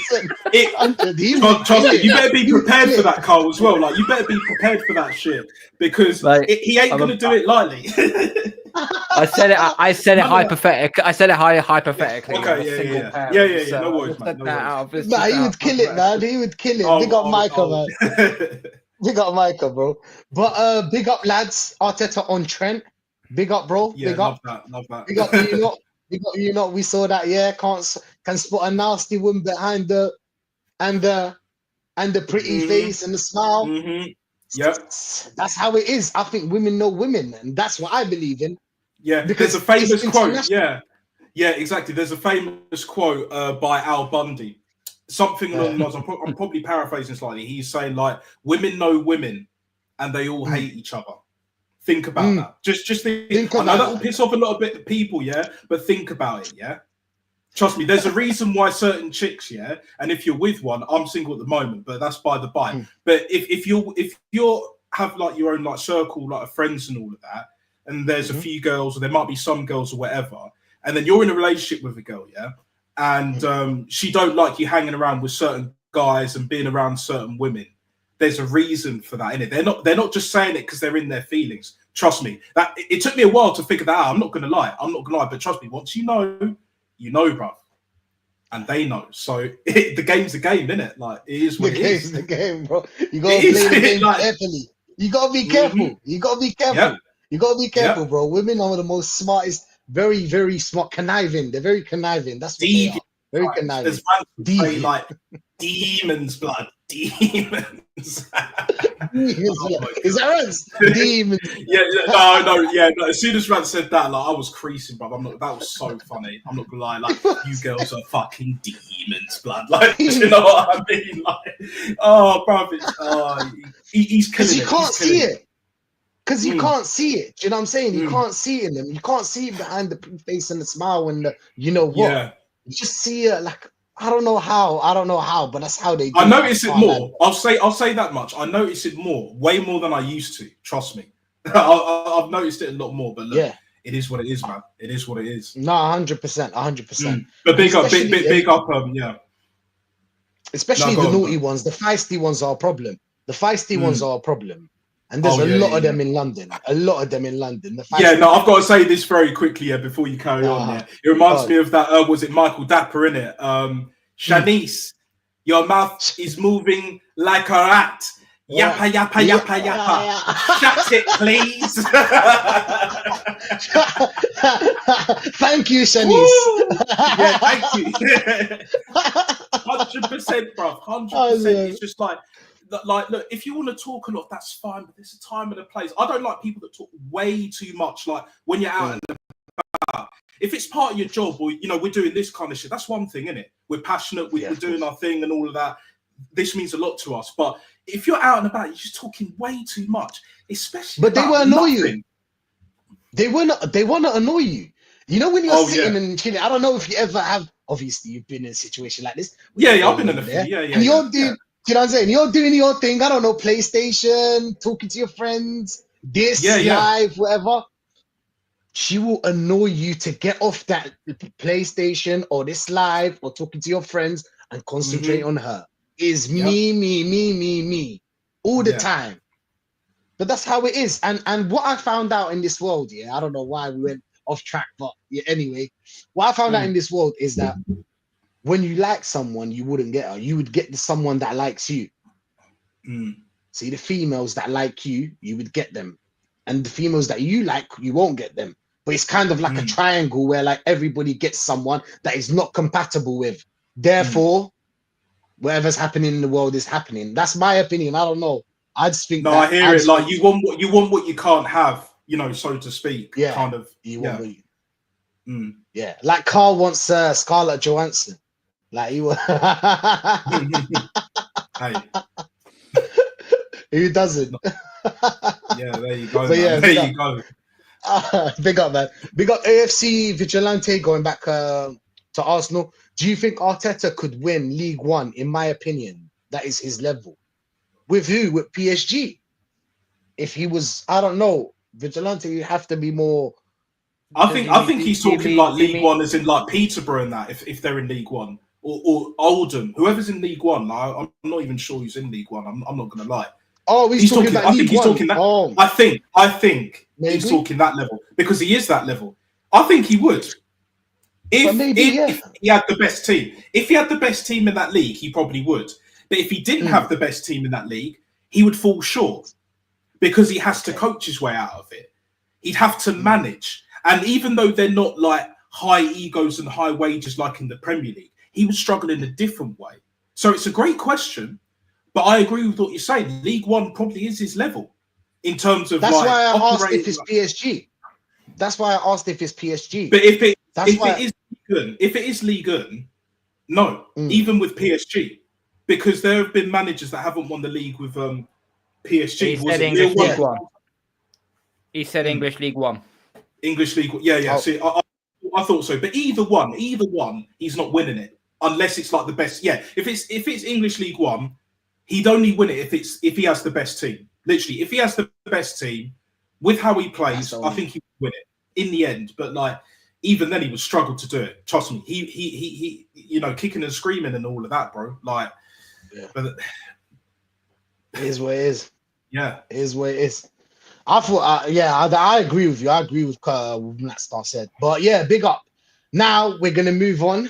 We're gonna move on to. Tuesday, we've got an important game against PSV. A bit of a lucky tie, as Mem said. Arsenal fans think differently, but if you beat PSV, you can get humbled by either the Madrids. Let's talk about this. Now, guys, I want your opinion. How would you set up against PSV? And what's your predictions? Carl, let's start with you, mate.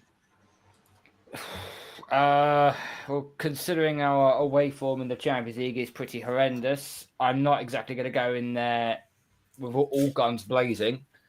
I'll probably end up playing. I'll probably just play a 4-4-2 and play a stinking low block and then just play counter-attacking football on them, because I would rather we come out of this with at least a draw out of it than rather come out of PSV with a deficit. I think one thing to note is Skelly will be available because his band's only domestically, not in Europe. So Miles Lewis-Skelly will be back. So Calafield goes back to the bench. I think that's the real only sort of issue that we've got with this team.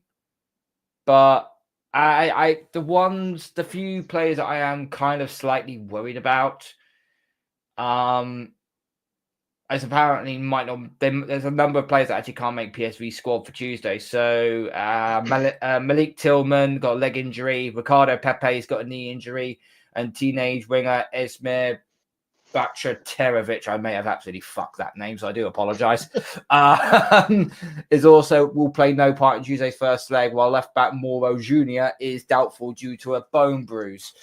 However, there is a former player of ours that might get a game, Lucas Perez. Oh, and Perisic as well. Perisic, who play for Tottenham. Yeah. They're gonna have something to say about it as well. I would not be taking many chances in this game. Just get out of there with a draw, take it back home. You have the advantage at home, then you might be able to go through. But I just look at our forward line. It's got all the attacking power of a water pistol. Who's going to affect the game? Is it going to be Marino? Is it going to be Trossard? Is it going to be a man like Ethan? Who's it going to be? I wouldn't trust Odegaard to run a bath, so it's not going to be him. So I don't know where you go. We're looking at here with a goalless draw or a stinky 1-0 PSV is what we're kind of looking at here. Because I don't trust who to score unless we get a penalty. Then who's the penalty taker unless Odegaard decides to be a pussy and not take it? So 100%. That's how I look at it. As I say, it's going to be the worst game in terms of quality from us, and it's not going to be very pleasing on the eye. This is going to be something you're going to have to stomach, or you get put into a locked room and put in a straitjacket and make you watch it. So it's like that. If you've ever watched the film Clockwork Orange, just like bloke that's in the freaking chair, he's in an actual straitjacket and he's having drops put into his eyelids, being stopped and watching something he gets to see. He's like, stop it, please, I beg you. That's basically what we are going to be going through for 2 hours straight in that game on Tuesday night. That's us as fans. Oh my days, that's a good one. Hey, facts, Carl, every time, bro. Nat Stark, what's your thoughts, man? How would you set up and what's your prediction? Okay, so how I would set up. First and foremost, Kieran Tierney at left back. That's a no-brainer. That's how I would do it. You know, right back, Timber, he knows the Dutch league and all that. And Ben White's just come back from injury, so you're really going to put him over Timber. Either way, no. And then it's the same centre-back partnership, same goalkeeper. I would now. This is a tricky one in midfield because of the lack of options that we've got in the forward line. Yeah, you can either go about it a few ways. I mean, Partey has to start, and then you have Rice in there. And you can have Odegaard. That's one way of doing it. Or you could drop Odegaard, which I don't think he'll do, but that's what I would do. Drop the PR merchant. You'd have Partey and Rice, and you could put. I would probably. You could either put Lewis Skelly as a left eight, or even Ethan because he's that good, and give him like that free roam number 10 role because he is a number 10. And then you have Trossard on the left. On the right, it's quite tricky, to put on the right. I mean, other than Sterling, as much as I don't want to put him in there, like who else have we got? I mean, because then if you don't want Sterling that much, which I totally understand, but again, it goes back to lack of squad depth and all of that, lack of recruitment. Then you put Ethan on the right, and then you keep Odegaard in, and then up front. Now, this is going to be the controversial take. No Mikel Merino up front. That project has failed once again. So I put Calafiore up front. Fuck it. I mean, he's more mobile. He hit the post against what was it, West Ham, even though he lost the game, something like. I think it was Forest. So, was it? No, yeah, you're right. It was Forest. It was Forest. Yeah, against Forest. So we know he's better going forward with the ball, facing the opponent's goal, than tracking back towards our goal because we know he can't defend.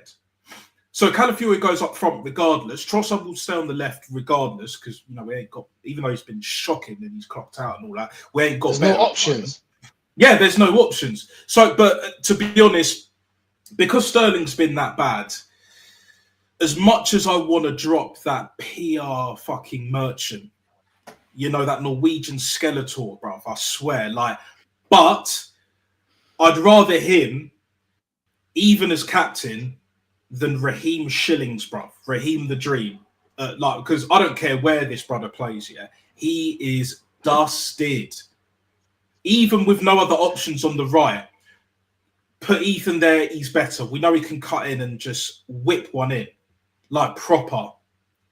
He can score bangers, bruv. So that's how I would set up ultimately. Yeah. Fuck, Raheem Shillings and all that. Pause. And then, just keep Odegaard in there. And then it's basically the same team pretty much, except for Calafiore up front.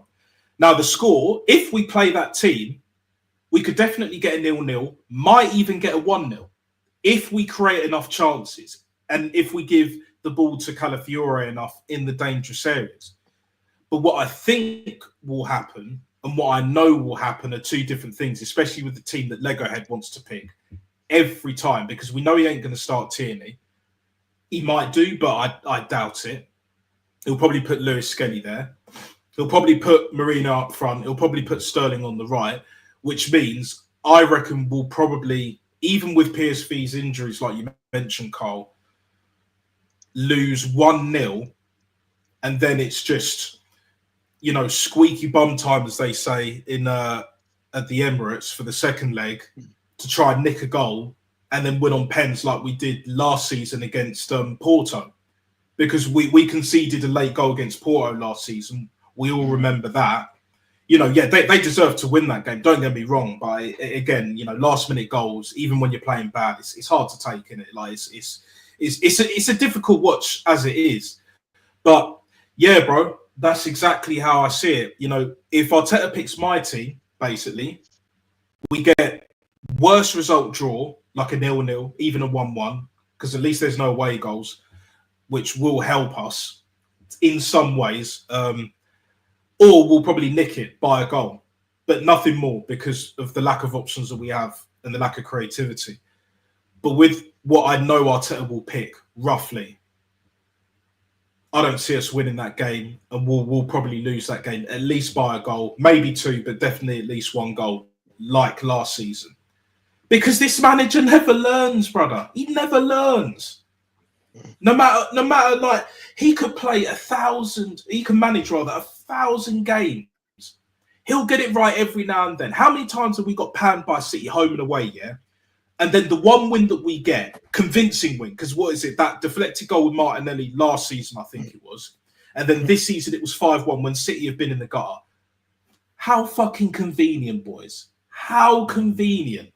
So, yeah, it's pretty much as simple as that. That is exactly how I see this game panning out.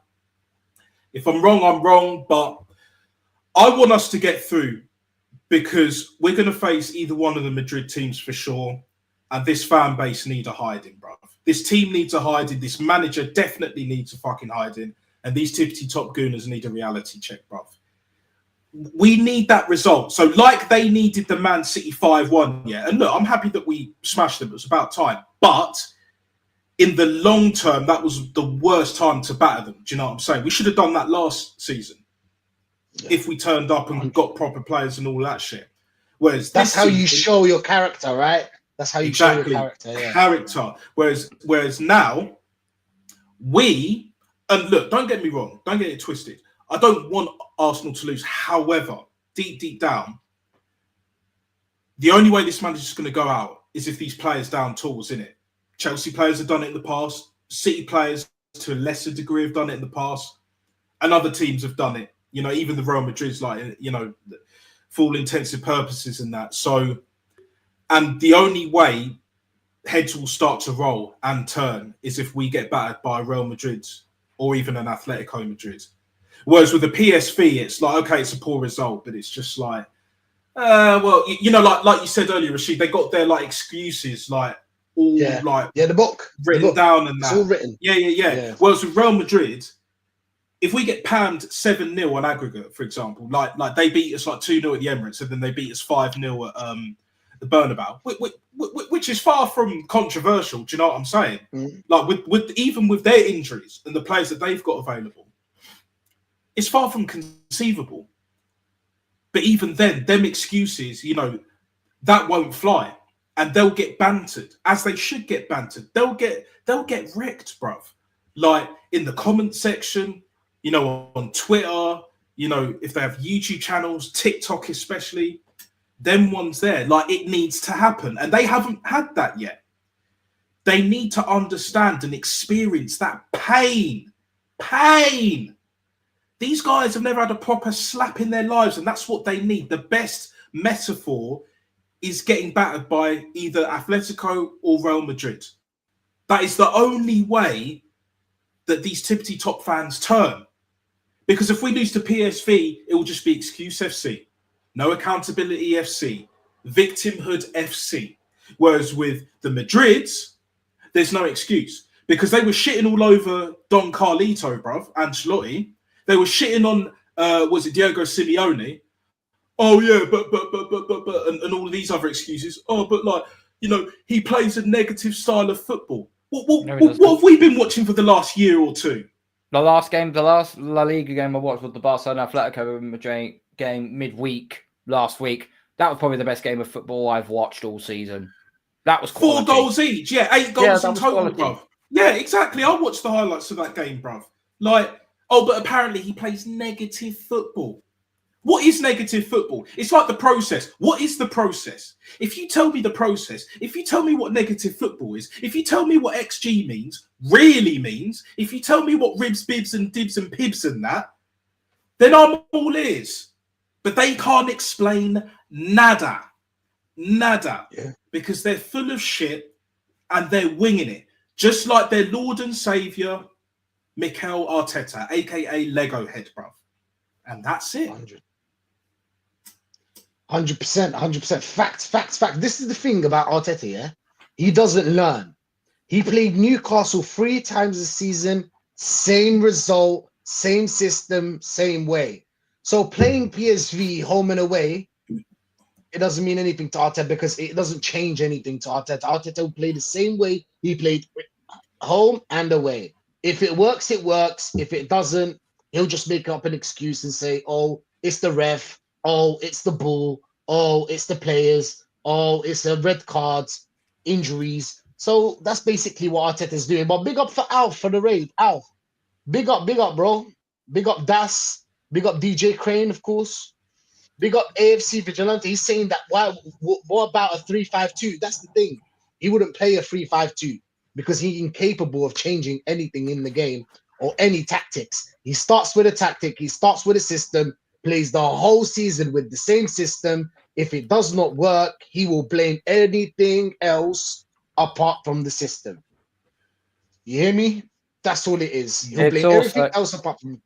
If you look at that midfield as well, Marino, MLS, Partey, Rice, Odegaard.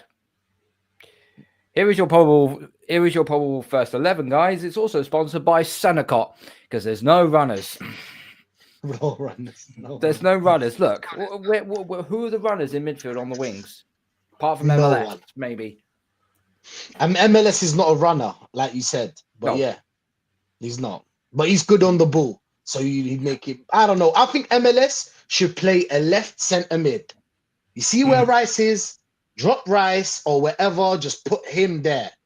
Okay? Because Rice is you know how he is technically or on the ball. Rice is not the best. That's all I can say. But off the ball, Rice is amazing. Defensively, Rice is amazing.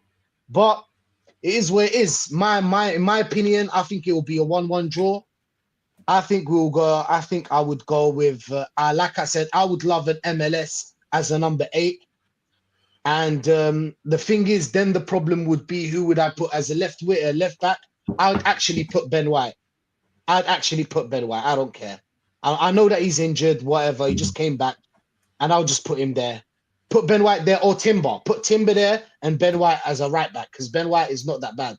Ben White is bad. He's been decent, actually. He's been very decent. I like Ben White. But obviously as a rotation player. I would put up front, I would put Calafiore, just like you said. Look, Nat Star, I thought about it the other day when you said Calafiore, and I said it on Northside channel as well. Yeah. I thought about it when you said Calafiore. I said maybe no, because Moreno is a bit better when it comes to headers. Even Calafiore can head the ball, but like Moreno is a bit more tall and stronger. So I thought that maybe that would work, but no. Seeing that he's slow, he's too slow. He touched the ball 12 times. You can't just have a striker. You see Chris Wood's touched the ball. He touches the ball. He plays he tries to build up with the team. He tries to move, even though he is slow, but he does touch the ball. And in this game, in this football nowadays, your number 9 has to touch the ball. It's not no Inzaghi, bro. There's only one Inzaghi in the world. There's only one Filippo in the world. Only him.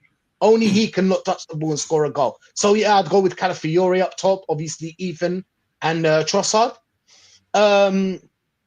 I think it'll be a 1-1 draw, to be honest. That's what I think. I think we will struggle if they play a low block or a mid block. I think we will struggle, especially that the game now has pressure. See the keyword, people? Pressure. If there was no pressure, we would have won this game easy. But yeah, big up to everyone that's locked in. Big up to the whole chat. Big up to everyone that came out. Big up to Carl. Thanks for being here, man. It's a pleasure. It's a pleasure having you on, bro. As always. Natstar, you already know, my guy. Every week, my guy. Every week. Do you have a YouTube channel yet? Yes, I do. I've got a video out. That was the Let's go. It was like a West Ham preview from like last week, and then looking slightly ahead to the PSV game. So I'm gonna do an actual PSV kind of sort of like breakdown. The video won't be that long, but I believe it will be longer than my first video technically. So there will be more content, and I'll start doing lives very, very soon as well. So yeah, whether that'll be myself or whenever you guys can jump on stream and all that, whenever you guys are available, hit me up, let me know. Obviously, man. You got my number in it, so it's all good, brother. It's all good. Carl, you're welcome. Aaron's welcome as well. I know he's on stream earlier, and everyone and anyone else as well in this community as well. And then just start building it up. And I'll be talking about a lot of other shit as well. I'm trying to vary my shit, but for now, the Arsenal shit is hot topic and it's fresh in my mind, isn't it? And one thing I learned, or I'm going to learn, is that when things are fresh in your mind and you do it, it's the best way to get the ball rolling, innit? And you've got is it Natstar official? There. Yeah, NATSTER official, just like my title. Yeah. It's all there. It's all in the title. Same with Instagram as well. So they're both the same handle. Simple enough to find. And the more content that I make and appearances, etc., then enough people will see me. Give it time. But I'm willing to play the long game, innit? I'm willing to play the long game. So all good. But I appreciate the love. People like and subscribe to Natstar right now. This is one of the guys. He's a big pillar of this community. Trust me, he will be, man. I have faith in you, bro. You got the voice. He's got the radio voice as well, people, yeah? He's got the radio voice, so you can play with him. Radio. Love that, man. But yeah, big up, man. Like and subscribe to this guy. Yeah, big up, bro. I've got him in the title, so like and subscribe to him. Like and subscribe to Carl. And thank you for pulling up. Everybody that pulled up today, man. It's been a lovely stream, man. And Rosa, hi Rosa, big up to you. Arsenal plays football like Wolves play Lion. They'll get the small game, but they'll get scared of any real Lions. 100% Rosa, yes. Yes, Rosa. Yeah. When it comes to pressure, this team will fold. So it doesn't matter if the pressure is against Southampton or Liverpool. They'll still lose when it comes to pressure. But when it's off pressure, I don't know how Arsenal move. It's a bit different every time when it's off pressure. But when it's pressure against Southampton, we'd lose. That's basically it, Rosa. And yeah, welcome to the channel, of course. And big up to everyone. Big up to everyone that's locked in. And we're out, people, man. Everybody out. Everybody out. Even the set piece coach. Even the set piece coach now.